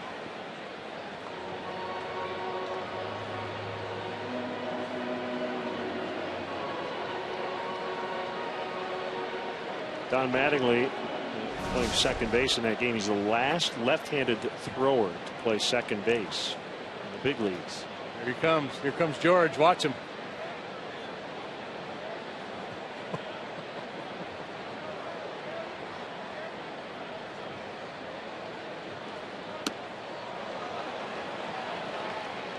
In a chokehold. Yeah, well, he had to be restrained. He was losing it.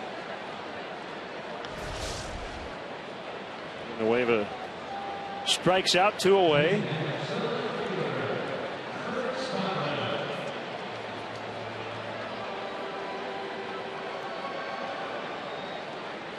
Struck out swinging for those of you scoring at home. Phil Rizzuto probably would have written WC. Well, who cares? Or WW wasn't watching. Yeah, sometimes I'll just write out in my book. I know an out was recorded. I'm not sure exactly what happened.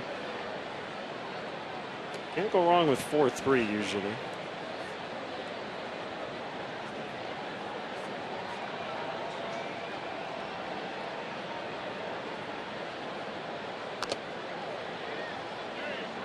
Loved to do that as a kid, though. Loved to break out the scorebook and turn the ball game on and keep score. Break it down afterwards. Here you go. Dorothy's keeping score. She always does.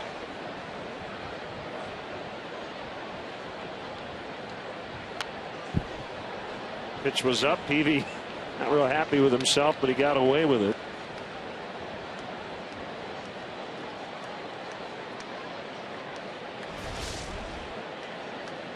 Bruce Bochy has to love the fact that his guys played add-on, and now he's got this comfortable lead, and he can probably ask a little bit more out of Peavy than he might have in a tight ball game. Save some bullets in that bullpen for tomorrow.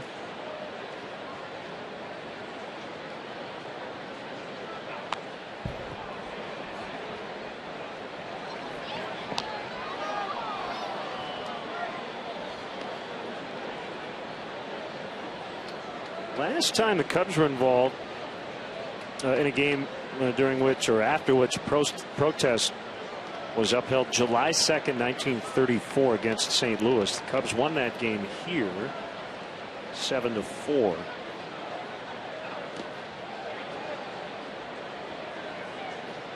Let's see.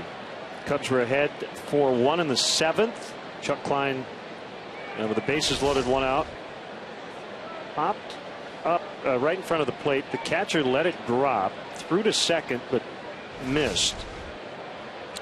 Bill Clem, the umpire, called no infield fly. The Cardinals protested. The Cubs scored 2 more runs. That's 7-1, winning 7-4. Protest was upheld. The game resumed a few days later. 8-2 Giants.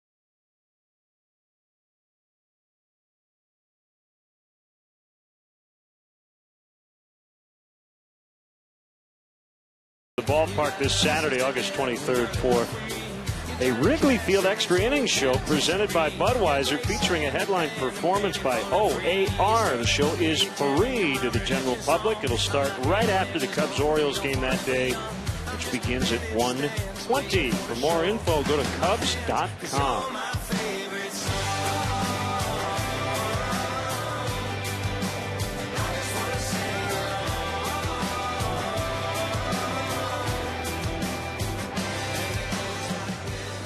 Carlos Villanueva got the final out of the third inning. We're now in the sixth, and he's still working. It's time to Angel Pagan. The other thing about protesting games and kind of the misapplication of certain rules, and it's almost surprising it doesn't happen more often, considering how complicated the rule book is. Sometimes the protests are dropped because the team that is making a protest wins the game. Kind of doesn't matter.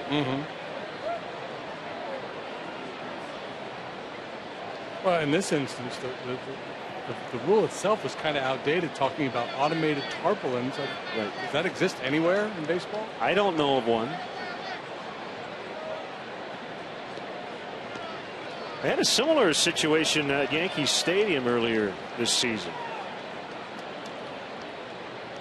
The field was unplayable. The Yankees got a win.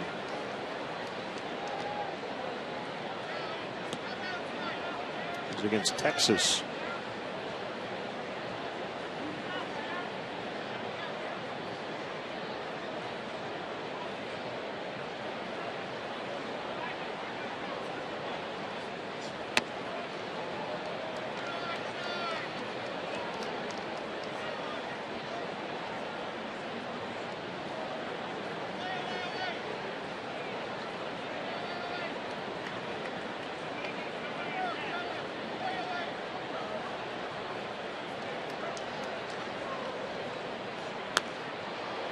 One is hit in the air, foul off to the right.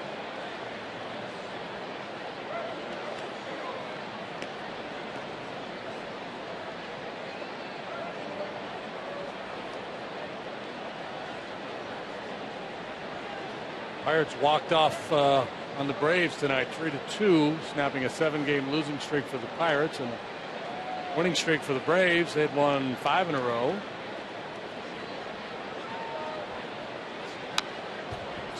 Starting to get some pieces back. Andrew McCutchen came off the DL a couple of days ago. Garrett Cole off the DL to make the start tonight, and he was good. 7 innings of 5-hit, 2-run baseball. Decided by the bullpens. Alex Wood also very good for Atlanta tonight. Melanson got the win in relief for Pittsburgh.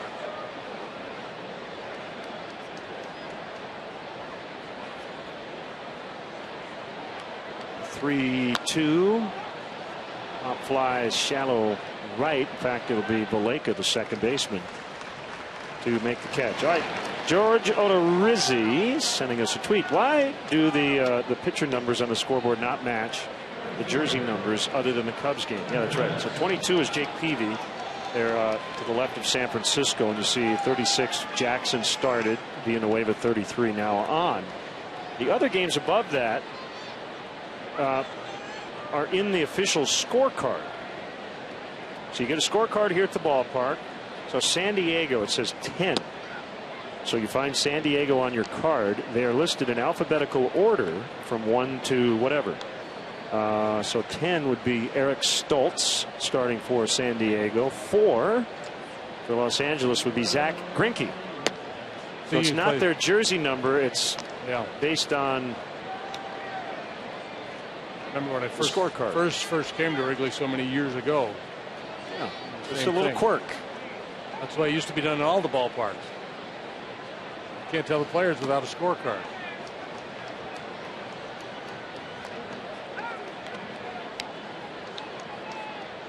I mean, I think one of the reasons is, you've got a lot of single digits that you're able to use.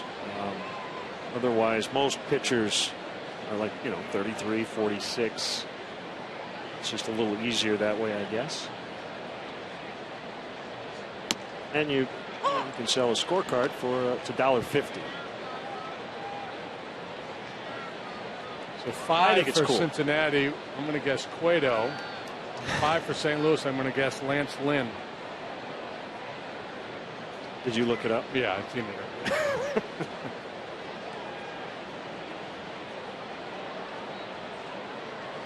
I would not have guessed Cueto by the score of the ball game. He's been so good, but he gave up 5 tonight.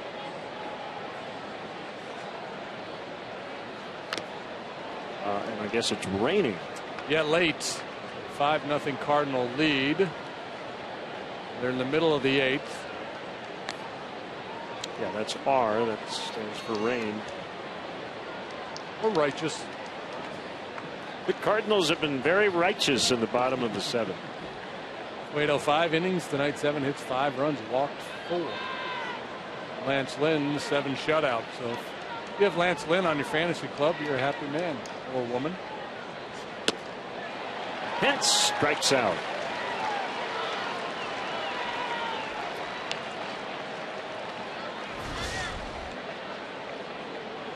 Slipped a piece of cheese right by him.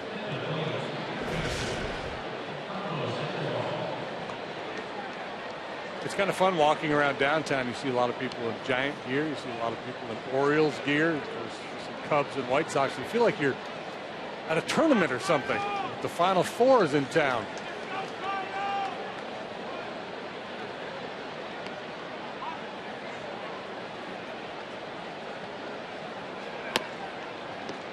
Fastball strike. Sandoval due to be a free agent after this season.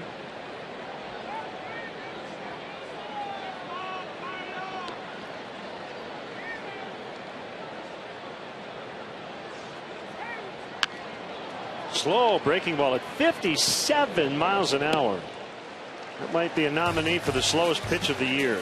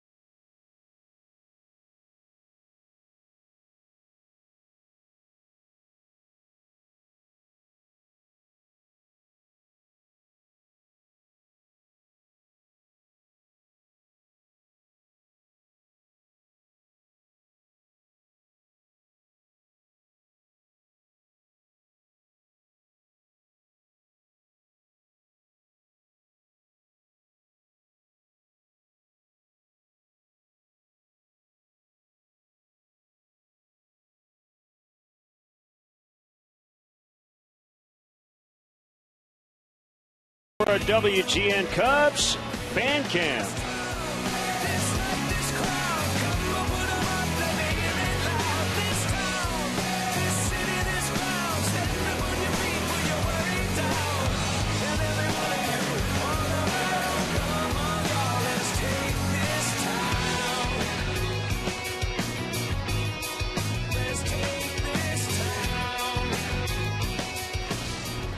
OAR with this town. They'll be here Saturday with a performance after the ball game against the Orioles.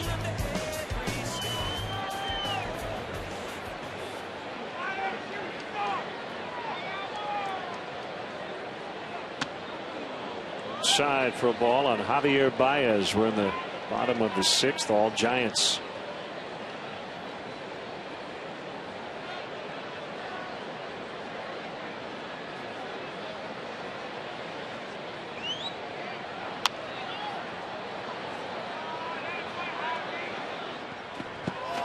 The play for Ishikawa. Yes. But she made the play. Yep. Ouch. Paid a little bit of a price. Well worth it. He ran away with a mistake there. It was a cookie. Baez fouled it off.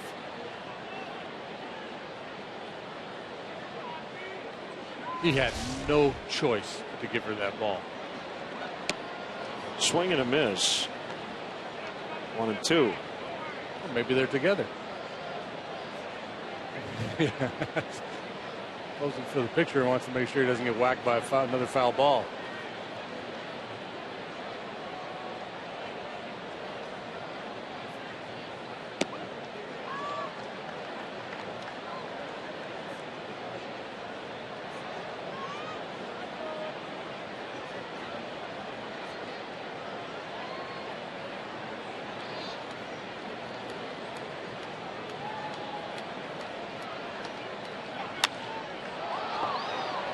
Way up in the air. Pence has it.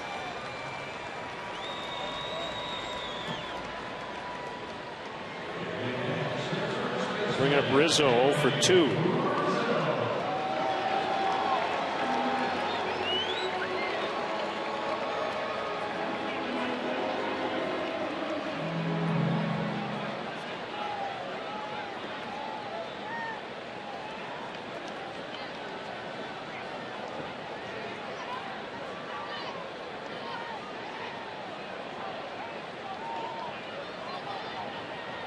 It's Chelios, Hockey Hall of Famer, coming up in the 7th.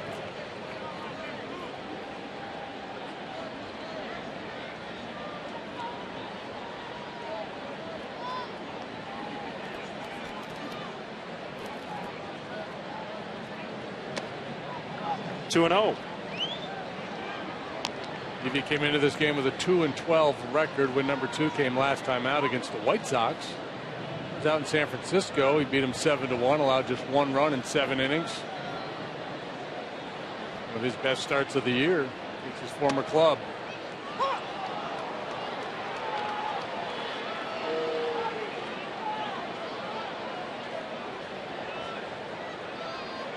He was an all-star with the White Sox in 2012.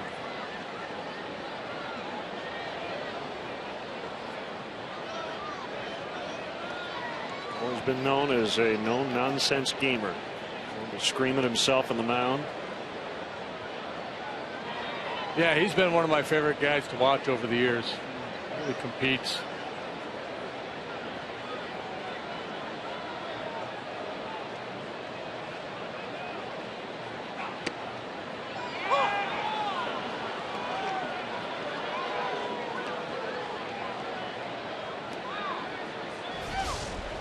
Previous pitch was borderline high. This appeared to be a pretty good pitch. It's on the corner at the knees. Both caught the line on that box. Goes down to get it. And a base hit the other way is 1 for 3.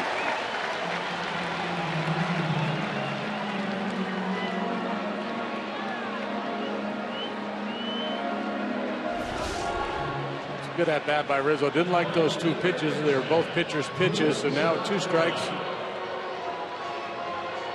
And shoot the ball the other way and get himself a base hit. When you go into that at bat, you're a big slugger. You're looking to do damage, but once you get 2 strikes, you're going to use the whole field. Now Bueno with a triple, also lined out. That's foul.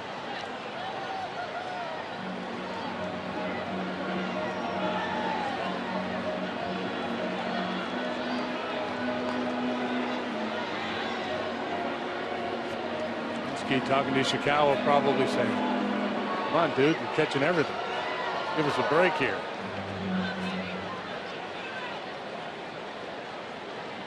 By the way, do you know where the term "dude" comes from? Dude Ranch? No.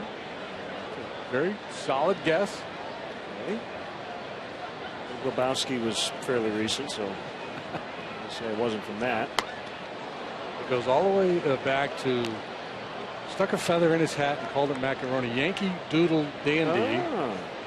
Then became a doodle and then was shortened to a dude. I learned that watching Jeopardy today. That was Final Jeopardy. Really? The category was 4-letter words. Huh. Did you get it right, or did you learn it after the? No, I did not get it right. My wife got it right, however.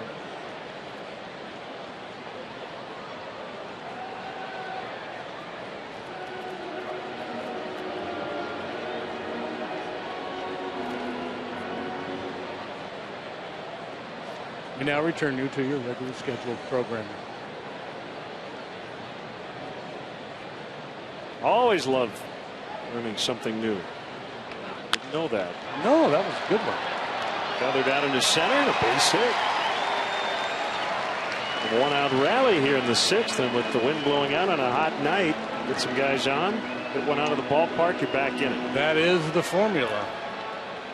Well, this Friday, first pitch is at 1:20 with the Orioles in town. We're talking the 90s this homestand. The first 10,000 fans at that ball game, 21 and over, will receive a Kerry Wood 20 strikeout bobblehead. Of course, that was 1998. This is presented by Budweiser for those collecting the Friday bobblehead set. This is number 9 of 10. You're almost home. Tickets are still available for this last Friday home game in August, so visit Cubs.com. And that's the Arrieta game, is it not? Friday? Yep. 1-0 on Sweeney.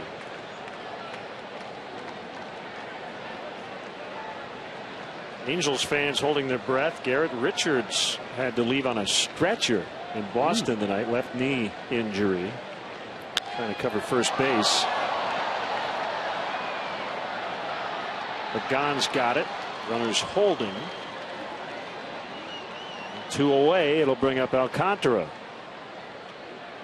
That doesn't sound good, does it? Leaving on a stretcher? No, it doesn't. Arrieta. Kyle Hendricks will work this weekend as well. Tsuyoshi Wada Sunday. Which has been off the charts good. I was chatting with Chris Bosio about him today, and he just, man, he gets it. He knows, I give him one little suggestion about, maybe approaching a hitter this way, and he's got it. Great understanding of the craft of pitching. Well, to this point, looks like a steal. They got him from the Rangers.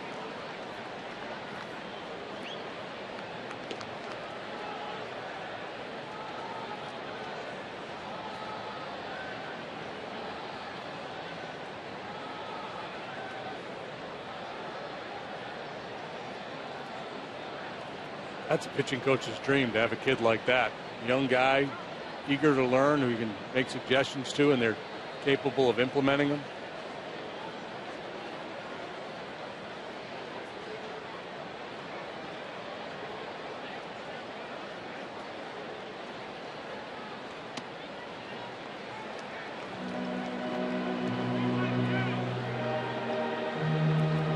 Misfiring a bit here in the 6th after striking out the side in the 5th. Yeah, early it looked like it was going to be a slugfest, but he was able to kind of settle down with this big lead. Cubs threatening here with 2 outs, 2 on, and a strike called.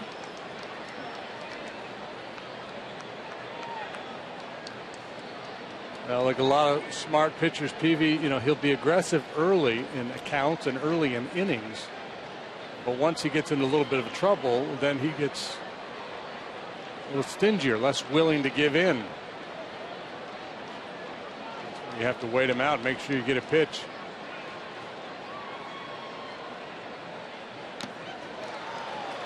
Foul tip, strike 3. After 6, it's San Francisco 8 and the Cubs 2.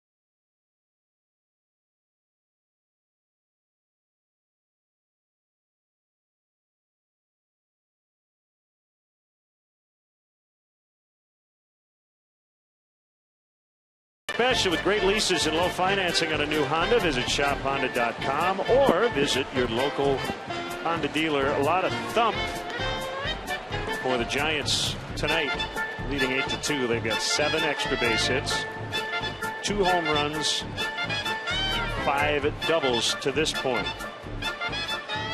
And we have a Hockey Hall of Famer with us as Wesley Wright will take over on the mound here in the 7th. Chris Chelios is with us.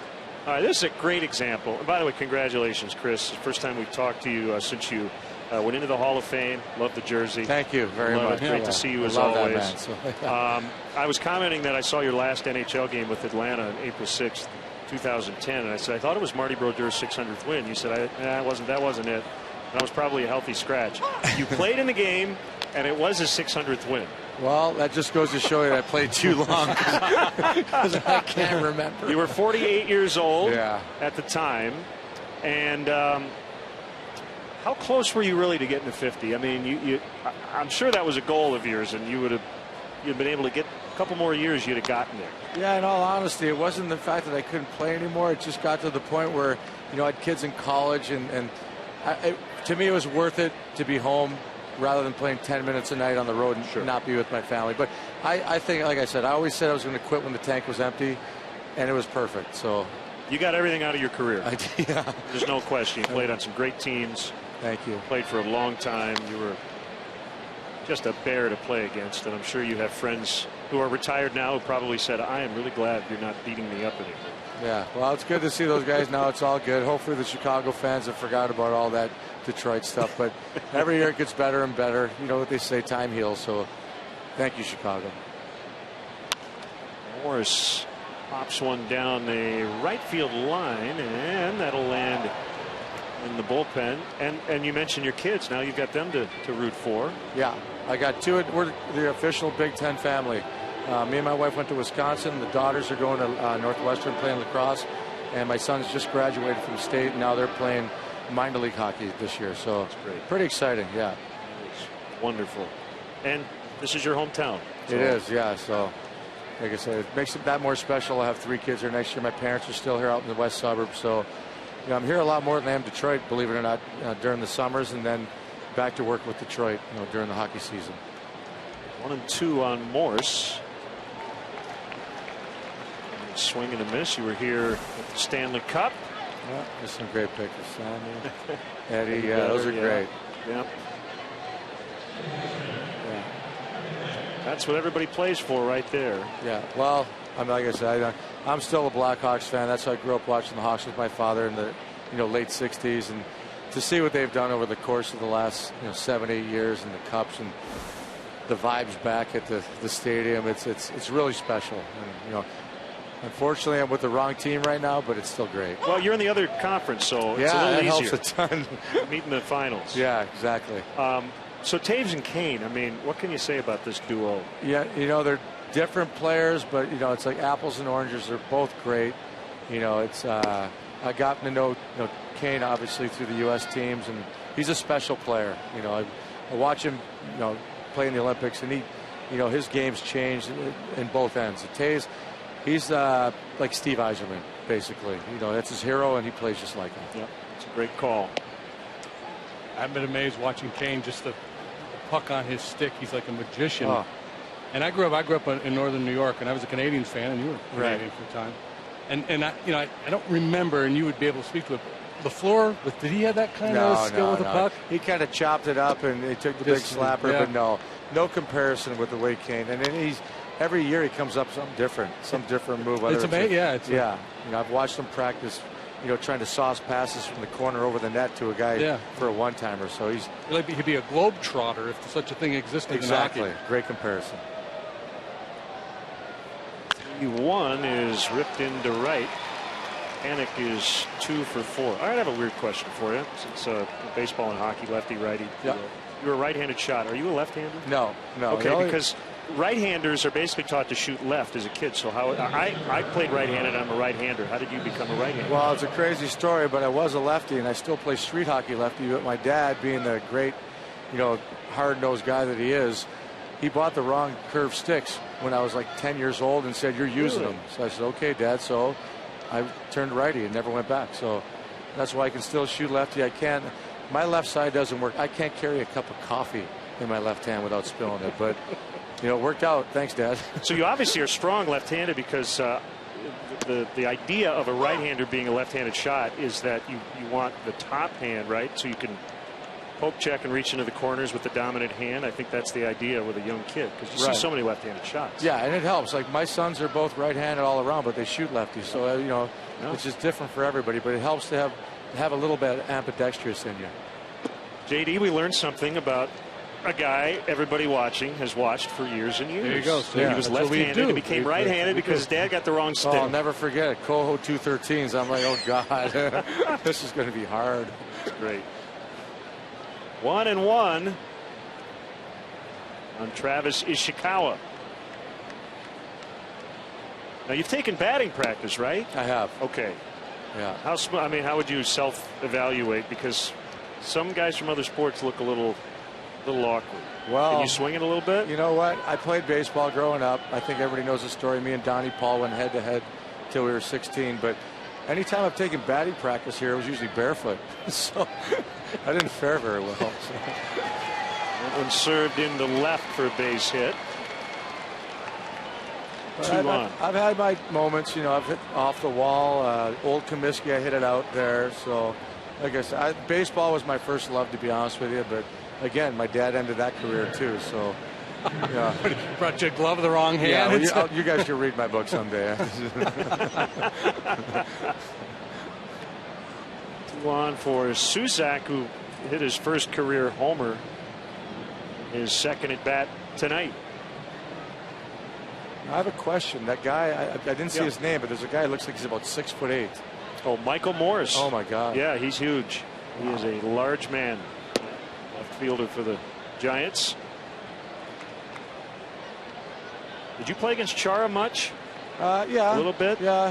What's it like playing a guy who's 8 feet tall? Well, you don't bother hitting him, right? But I got the utmost respect for him. Like a good indication of what type of player, guy, his teammates love him. He's a stand-up, solid guy, and he can play. Play will be at first. I mean, it's a good thing he's not real mean. I'll tell you that. Yeah, right. Well, he has his moments. He does have his moments, yes. And his teammate, his name is escaping me, the big guy with the Bruins. Kind of got into it in the shape. Oh, Lucci. Yeah, Lucci. I really like him, but yeah. Can you understand, and I know the handshake line thing in hockey is very sacred. Yes. Did you ever have anybody kind of get after you after a series? No, but you know what?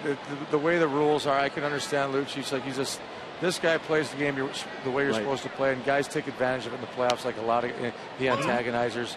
So he lost his head, but you know what? He's very well respected around the league. He is. Another guy his teammates love, for sure. Yes. One strike on Brandon Crawford, and you got to go in with Shanny last year, your longtime teammate. Yeah, well, that's special too. Played all those years with a great teammate, a great player, obviously. Unfortunately, he's with the other side. I'm on the other side, but not quite like him. With our good friend, I won't say his name. He doesn't deserve it. But anyway, it was a great. I had about 100 of my best friends up there, and got to be one of the highlights of my life, actually. Having everybody share it with me. Even kids from Mount Carmel High School made the trip, and back to Pee Wee hockey when I was 9. So pretty special.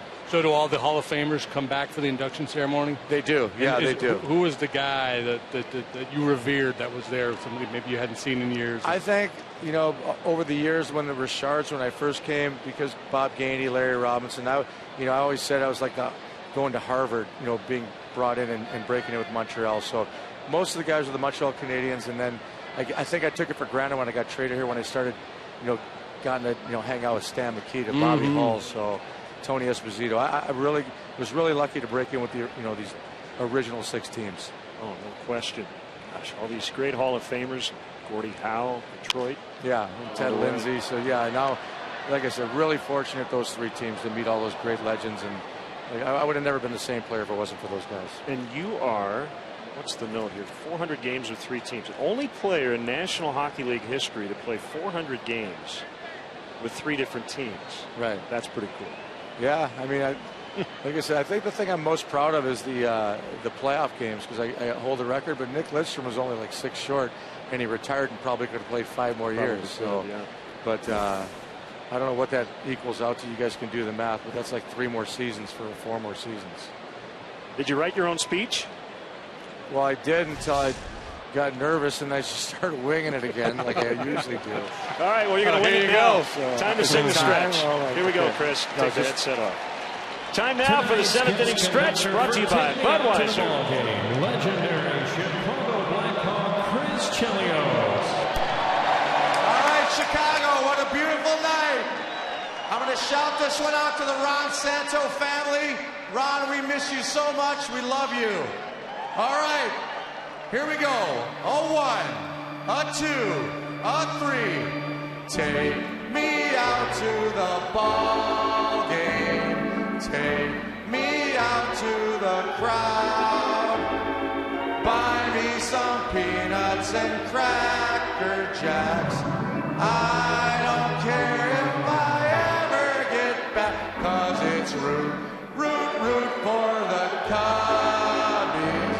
If they don't win, it's a shame, for it's at the old ball game. Let's get some runs. I love you, Chicago.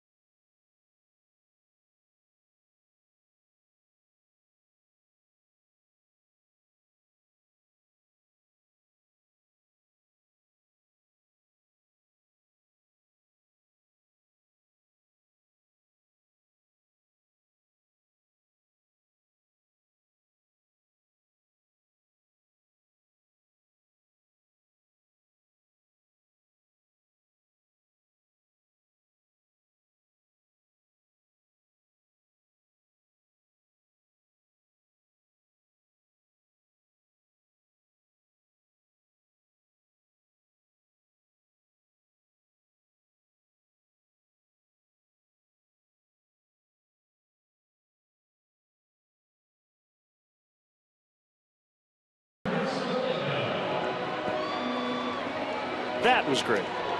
Chris Chelios, just a fascinating guy. We learned a lot. You know, big hockey fan, and got into a lot of fun topics. Did you know the lefty-righty bit? Most right-handers are Left-handed shooters, left-handed yeah. shots. Yeah. Mm-hmm. But he's not. But he's not. Dad bought him the wrong stick. Chris Valleca with a home run tonight.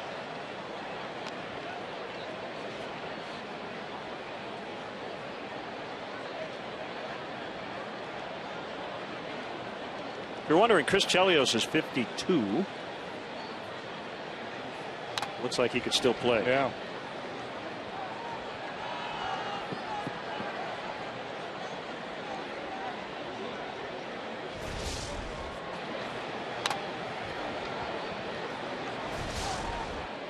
Zach gets his bell rung.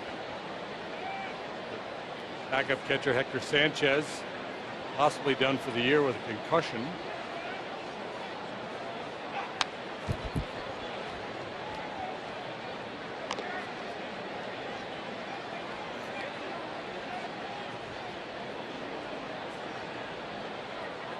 Baker on deck, and then a pinch hitter for Wesley Wright.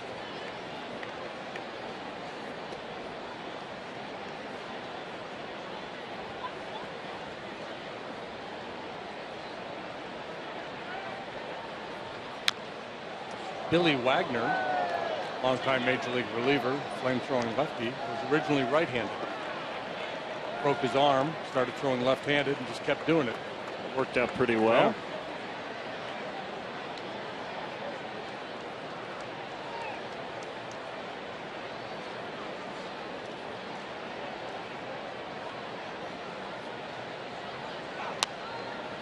fouled back to the seats.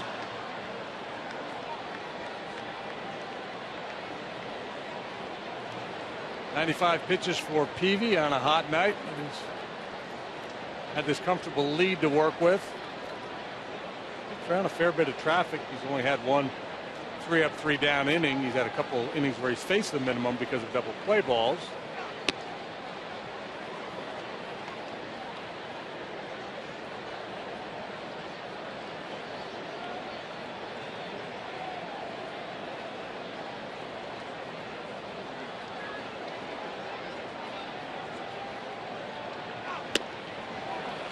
The Lakers strikeout victim number 7 for Peavy.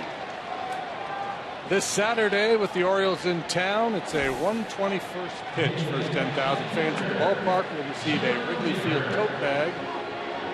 Brought to you by Starwood. Tickets are still available, so visit Cubs.com. We're looking forward to that weekend set with the Birds.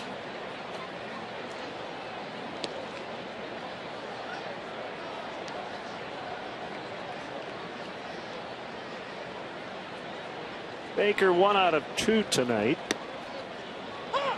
And a strike called. Orioles finishing a series with the White Sox tonight. They're off here in town tomorrow. So if you're strolling about and you say, hey, it looks like Buck Showalter, well, you're probably right. Whacked into left. Baker's got 2 hits.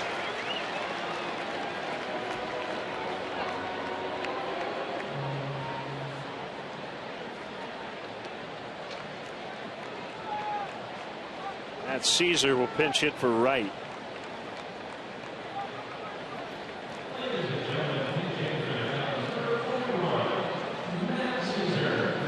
One scoreless for Wright. He allowed a couple hits. Nobody crossed home plate. That was after Carlos Villanueva worked 3 1/3 innings of 2-hit 1-run baseball. So he did a nice job coming in behind Edwin Jackson. Villanueva did not walk anybody. Struck out 3.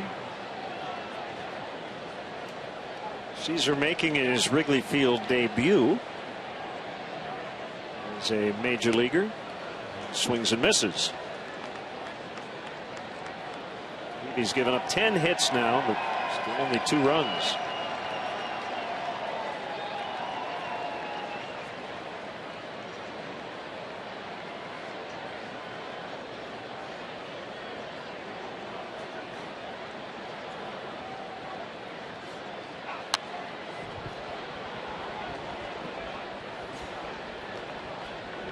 Jeopardy was a rerun.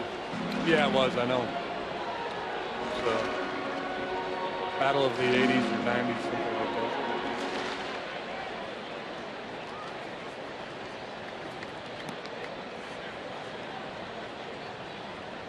Kyuji Fujikawa's up. Sure, Laurie hadn't seen the first one. He wouldn't do that, right? Not without fessing up to it. Not like me. I would for sure.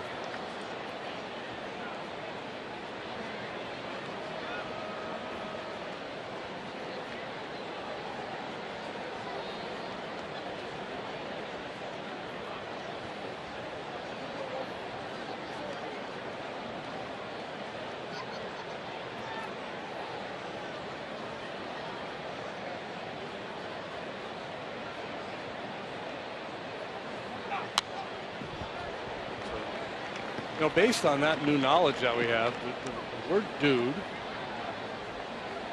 you weren't with us earlier, we learned this on Jeopardy today. The word dude comes from Yankee Doodle, short doodle and then dude. Should be spelled D-O-O-D, shouldn't it? Yes.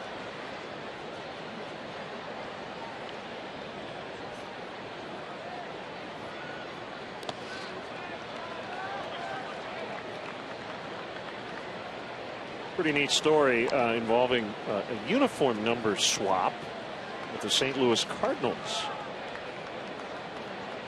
Pat Neshek gave John Lackey number 41 when Lackey was acquired from Boston.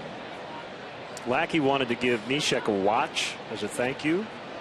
Neshek said, well, would you mind? I've got a nice memorabilia collection. He was thinking about a baseball card. Eventually He decided on a Babe Ruth ball. So that is what Lackey gave Neshek for number 41. Authentic autographed Babe Ruth baseball. They think it was from around 1926. Really? Do they know what it's valued at? Probably a lot.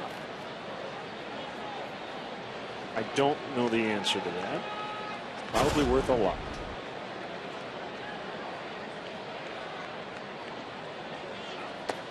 Swing and a miss. Strike 3. Second out of the inning. Both outs have been strikeouts. So I guess Lackey was going to spend about 10 grand on the watch, but spent over twice that for the ball. Neshek said, look, I'll help you pay for the ball. And Lackey said, nope, I got it. Very nice. I have a better suggestion. When this happens in the future with these major league players, they should donate that money to a charity, the players' players' favorite charity.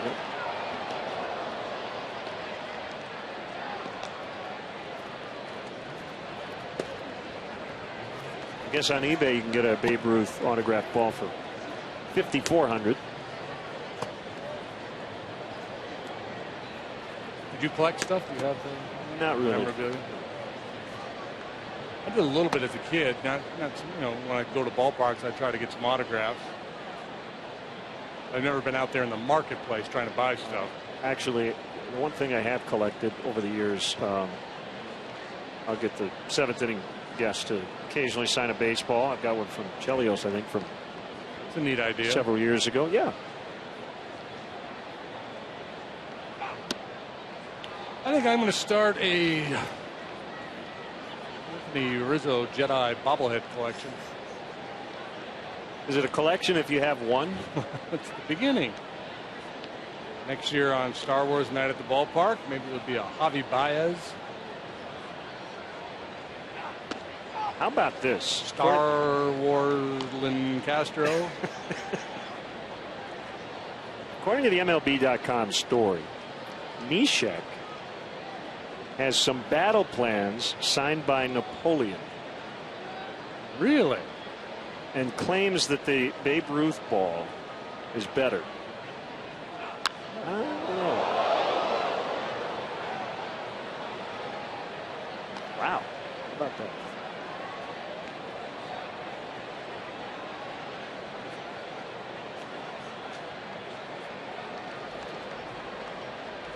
Was it Waterloo? Doesn't say.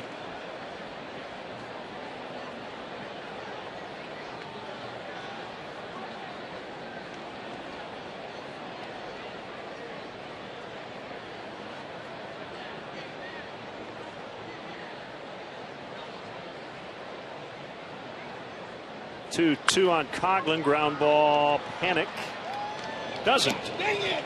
Panic makes the play, and the inning is over. Still 8-2 Giants.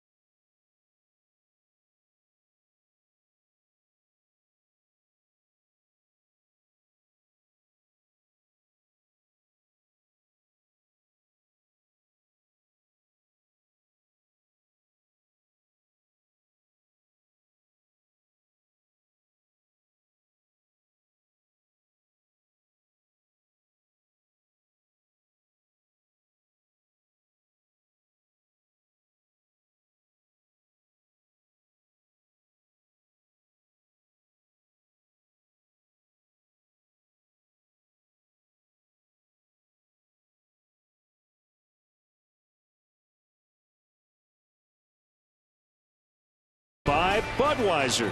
Great times are waiting. Grab some buds. Ford, manufacturers of America's best-selling brand.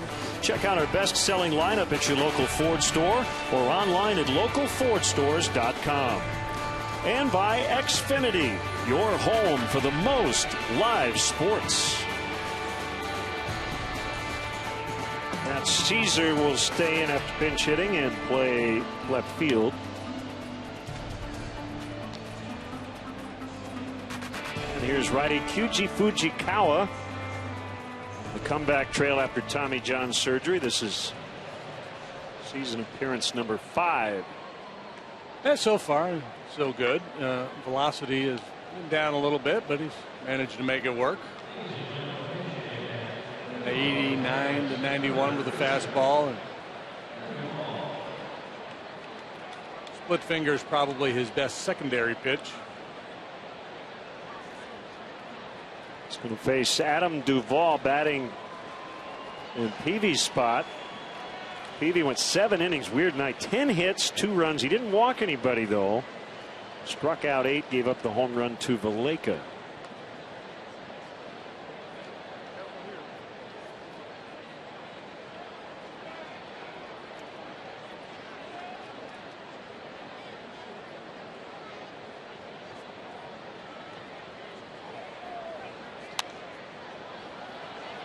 A foul strike.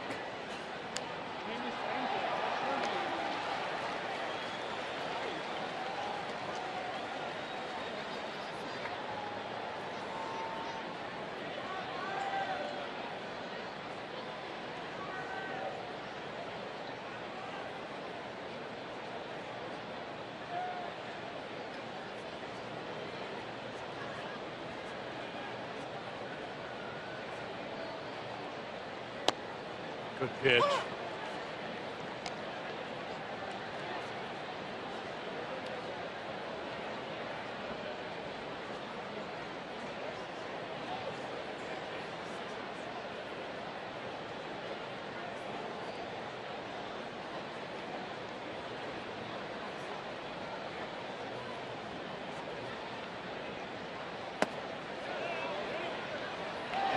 Duvall went around. That's a strikeout.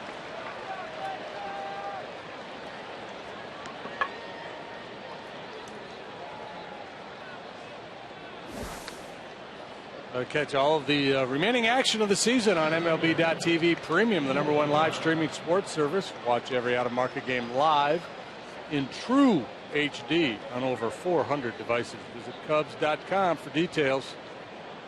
Don't be fooled by any of that bogus HD.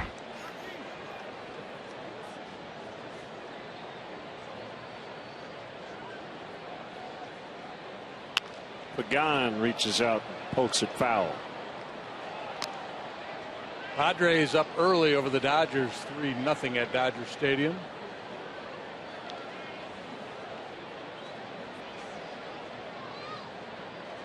It's Stultz for the Padres and Roberto Hernandez for the Dodgers. He's the pitcher they acquired from the Phillies.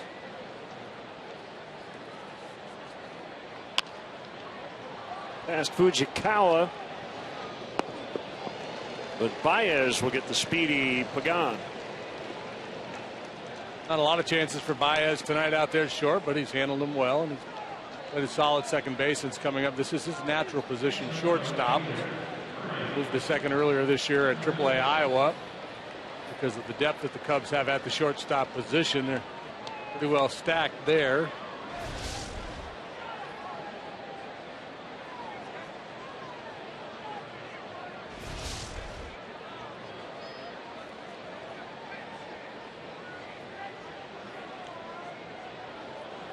Nicely done.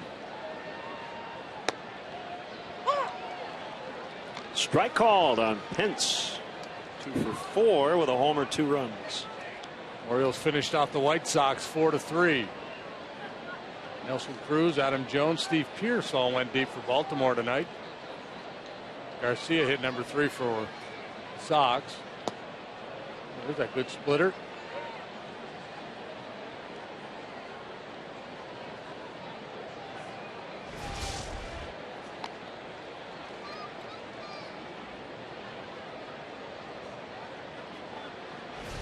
Pence fooled Baker.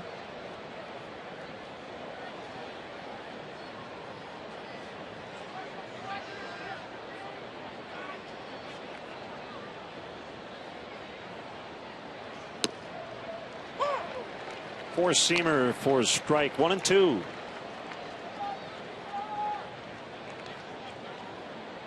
The Orioles red hot, so they'll come to Wrigley Field. They've won 9 of 10 series, sweeping the White Sox. They're 73 and 52.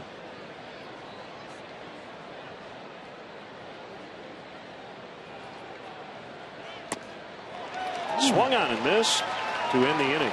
As these look. Yep. Impressive 1-2-3 inning for Fujikawa.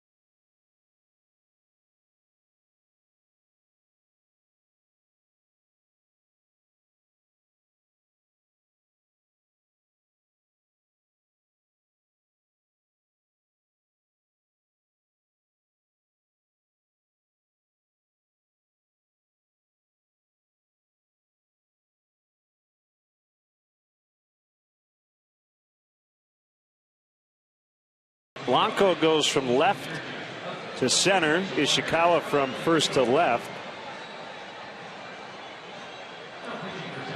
Duvall stays in and plays first. And right-hander Juan Gutierrez will take over on the mound. Gutierrez, a veteran, having a nice year. 3.02 ERA for 52 ball games. The league gets 233 against him. Look out 4 for every man he has walked. Fastball is a good one. Reached the mid-90s. Slider and a curveball. Occasionally a changeup. So a 4-pitch mix for a reliever. Kind of rare, but he does use those secondary pitches a fair bit. Sometimes listed as J.C. Gutierrez. Juan Carlos made his debut with Houston back in 07. That came up through the Astros organization as a starting pitcher, made a few starts, also worked out of the bullpen, and was traded over to the Diamondbacks. Pretty much where he became a full-time reliever. Breaking ball in there on Baez for strike 1.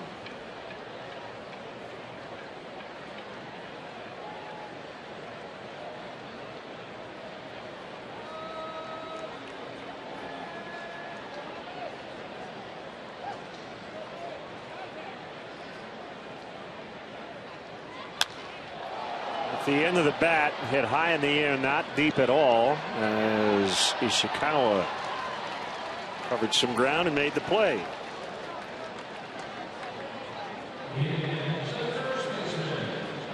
Hey, Carlos Villanueva tonight, 3 1/3, 1 run.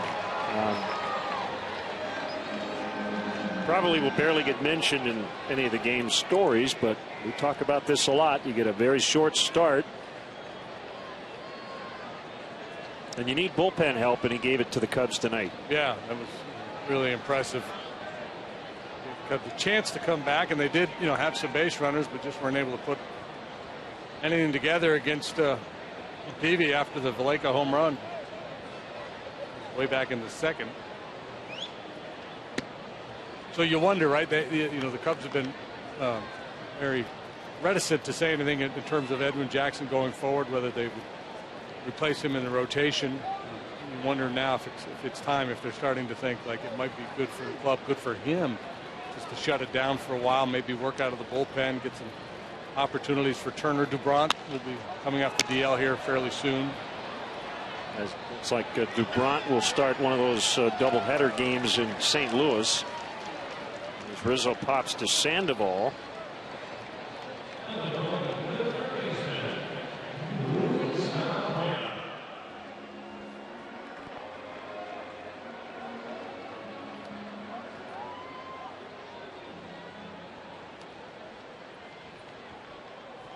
Two down. Here's Valbuena.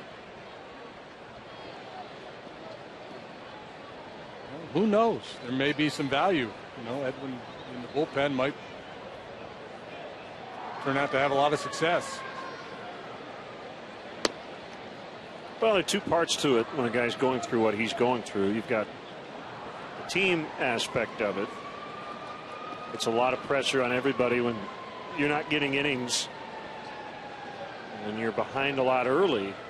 And then the other thing is what's best for the player. And is putting him back out there every fifth day, going through what he's going through, the best thing for him right now.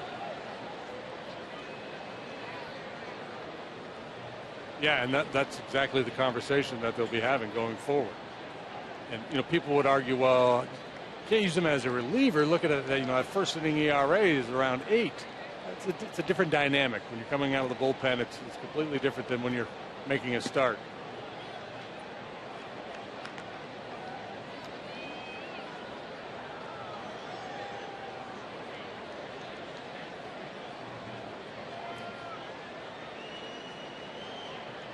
I mean, the other question is there some sort of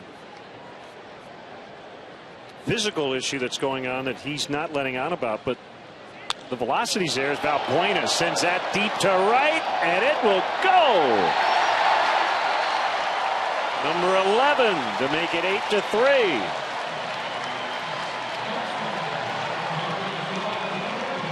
Cubs a very home run dependent club, and boy, they have been so in spades here lately. Back to that Met series, just about every run they have scored coming on the long ball. Not all of them, but a very high percentage of them.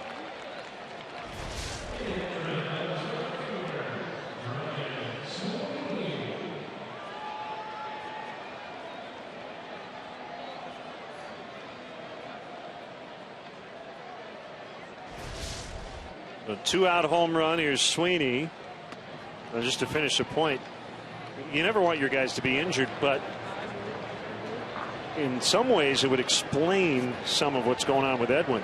Now, having said that, because the velocity has been pretty much intact, he mentioned a little dead arm period recently. He looks physically fine. Yeah, I think physically he is fine. There are some games where the velocity's not 95, but it's not like you see 91, right. 89 on the fastball. Right. It's nothing to lead you to believe that he's hurting. And he says that he's confident. And I'm sure you're going to say that, but boy, you have to be. I went through it, man. I know. Last year in Minnesota, I was the worst pitcher on the planet.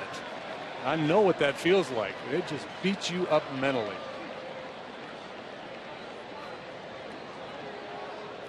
So what do? You keep telling yourself you're going to get through it? You just, I don't know. You search and you hope. That was the year we ended up a strike/lockout year, so my season ended prematurely. Yeah, you keep thinking you're going to be able to sort it out.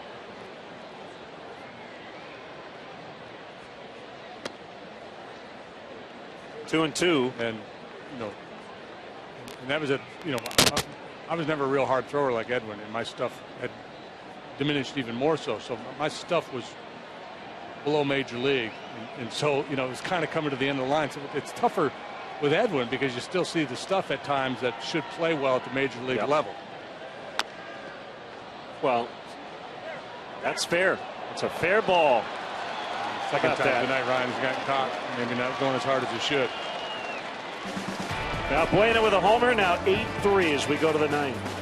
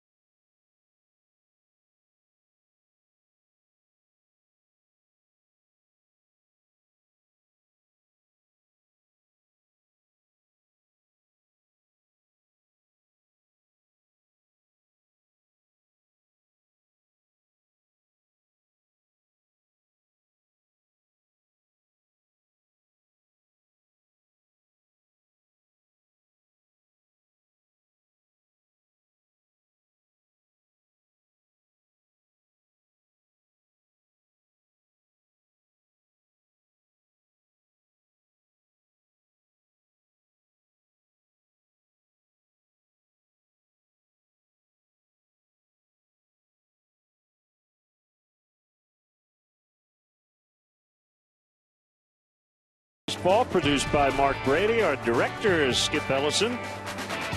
Our associate producer tonight, Keon Dolachahi. Our executive producer, Bob Borwald. Joe Pizzo. Our studio coordinator, Paula Astroba, our stage manager in the booth. Kyuji Fujikawa, Cubs pitcher at the moment. 1-2-3-8 and back out here for the ninth.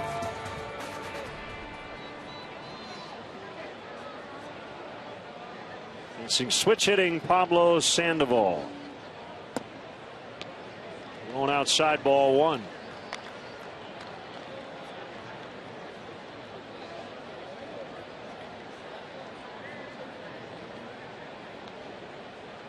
Giants a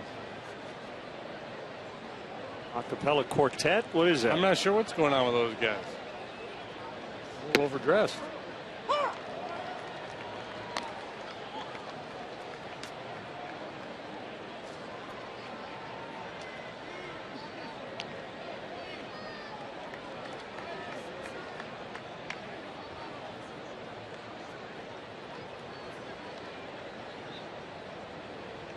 One and one the count.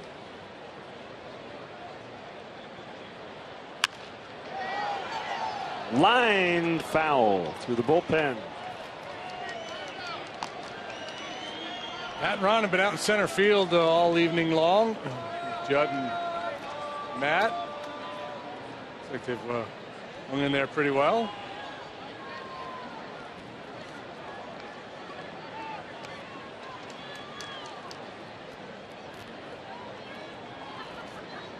Ronnie can't sit.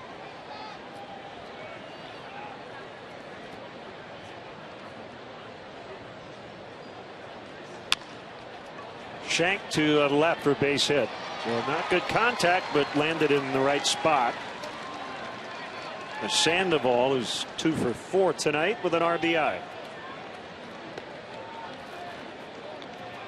Leave for a pinch runner. Joaquin Arias will run.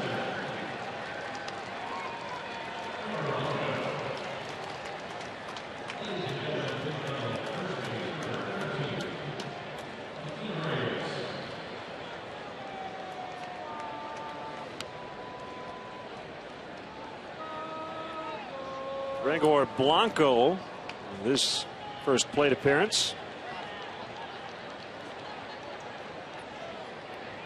Came in the 7th to play left and then moved to center.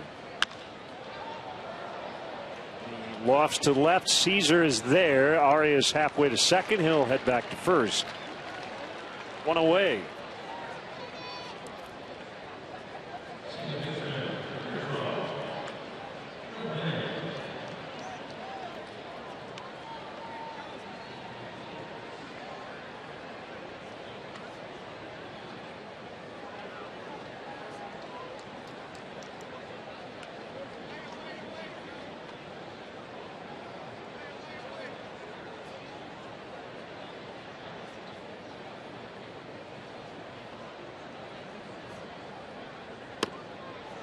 Strike one on Panic.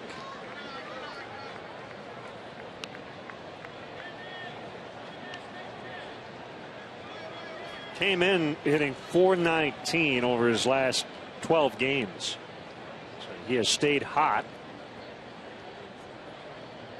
With a 2 for 4 performance. Make it 3 for 5. He's had an impressive evening. Yeah, talking with some Giant people, they said you'll be impressed by this kid. He knows how to handle the bat.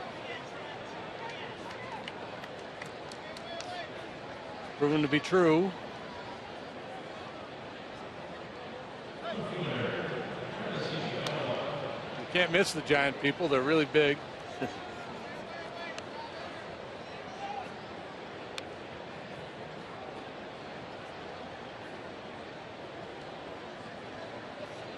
Ishikawa 2 on with 1 away here in the 9th. It's leading by 5.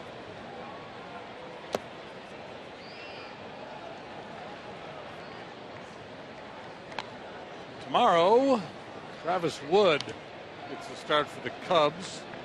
Madison Bumgarner. Ooh, it's not easy for the Giants. That's the regularly scheduled ball game. Not sure what the plan will be for the suspended game.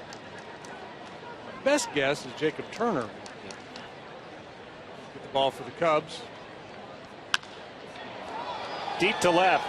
Caesar, though, will make the play. Chris Bryant has homered tonight. High time. It's been a couple of days, hasn't it?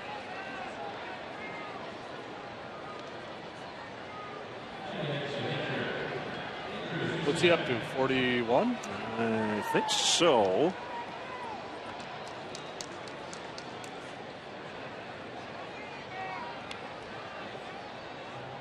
Hard to keep track when it changes every day. Yeah, number 41. 127 games. Pitch to Suzak is in there for a strike.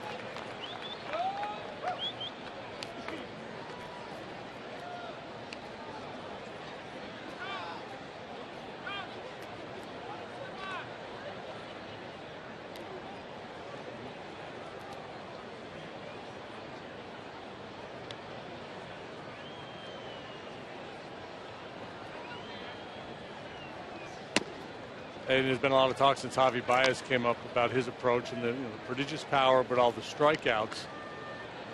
Bryant carrying a pretty high strikeout rate as well, but his walk rate is really good. He's walked better than 14% of his plate appearances at both AA and AAA.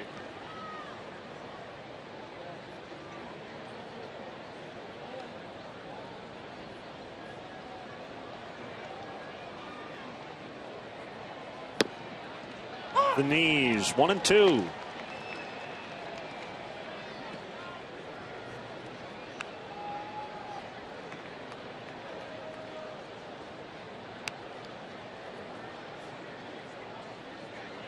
So the Nationals get a run in the 9th and beat the Diamondbacks. Another game-ending victory for them. Final at bat.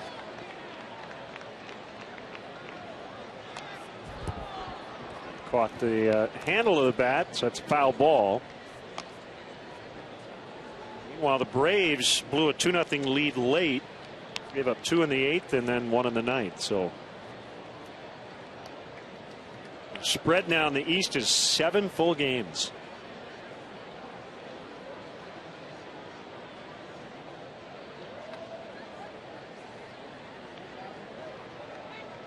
Cardinals thumping the Reds 7-0 in the bottom of the 8th. That would be Cincinnati's 5th straight loss. Pirates, by the way, snapping a 7-game losing streak with that 3-2 win over Atlanta.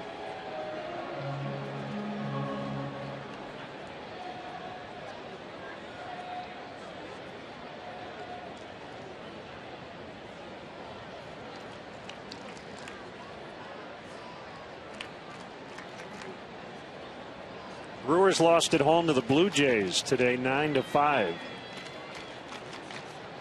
So Milwaukee's 5-game winning streak is over. 3-2. Yeah, well, Cardinals have won 4 in a row now, keeping the pressure on the Brewers. Buster Posey hopes to be back tomorrow, battling a left hip issue.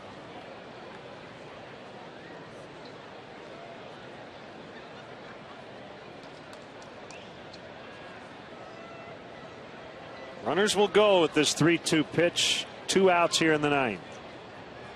There it is. It's a strike. Back-to-back scoreless innings for Fujikawa. Bottom of the 9th coming up. Cubs down 5.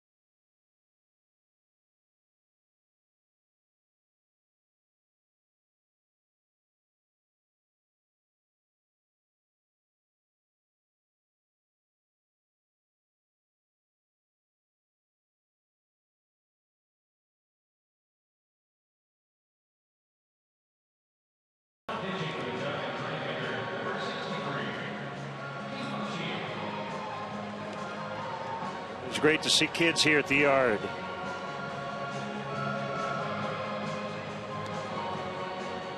Joaquin Arias now playing third after pinch running for Sandoval and Gene Machi. Non-save situation. Yeah, the burly right-hander for the Giants is having a nice campaign. A 156 ERA.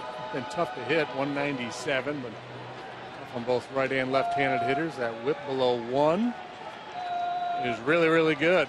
He's 34 hits in 52 innings. He gets a lot of ground balls. A lot of split-finger pitches. That's his best weapon.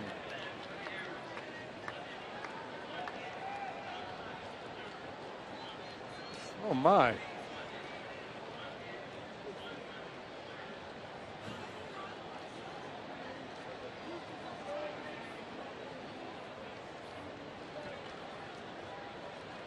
Alcantara to lead off, to kick the pitch.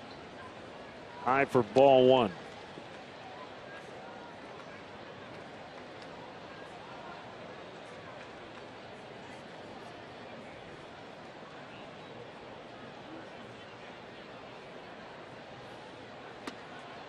There's a splitter. throw it in any count.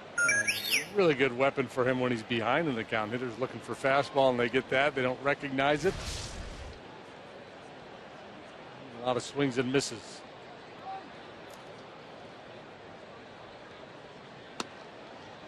Another one called strike that time.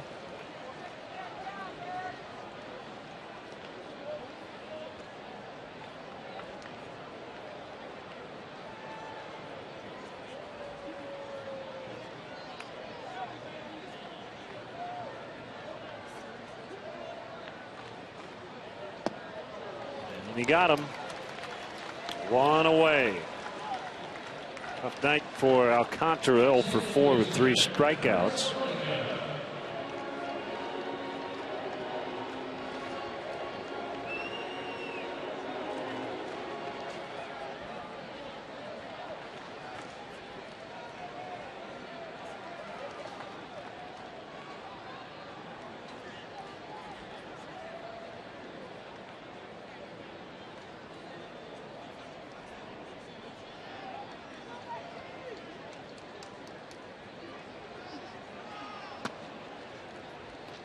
Well, Leica back in the second. First at bat tonight. Hit a 2-run homer to get the Cubs within 2. That's as close as they would get.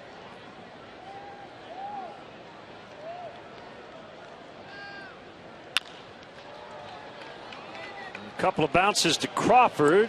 Cross body throw. 2 away.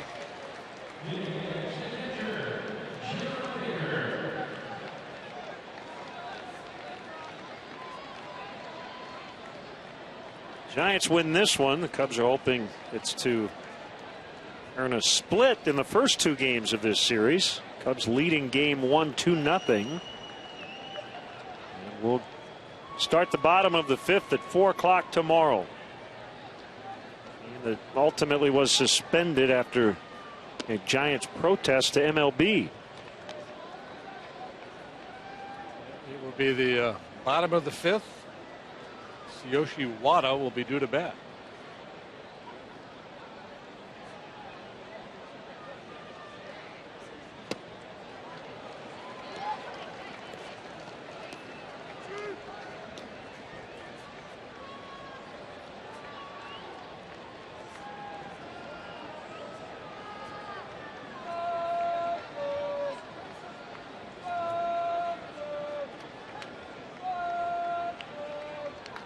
Pitch.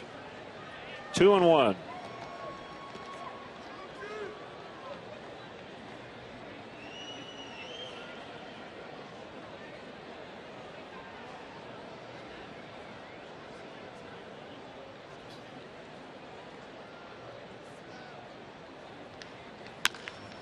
Another ground ball. Arias up with it, and the Giants got 4 in the first, never trailed tonight. The final score, the Giants 8, the Cubs 3. We'll have more from Wrigley Field after this.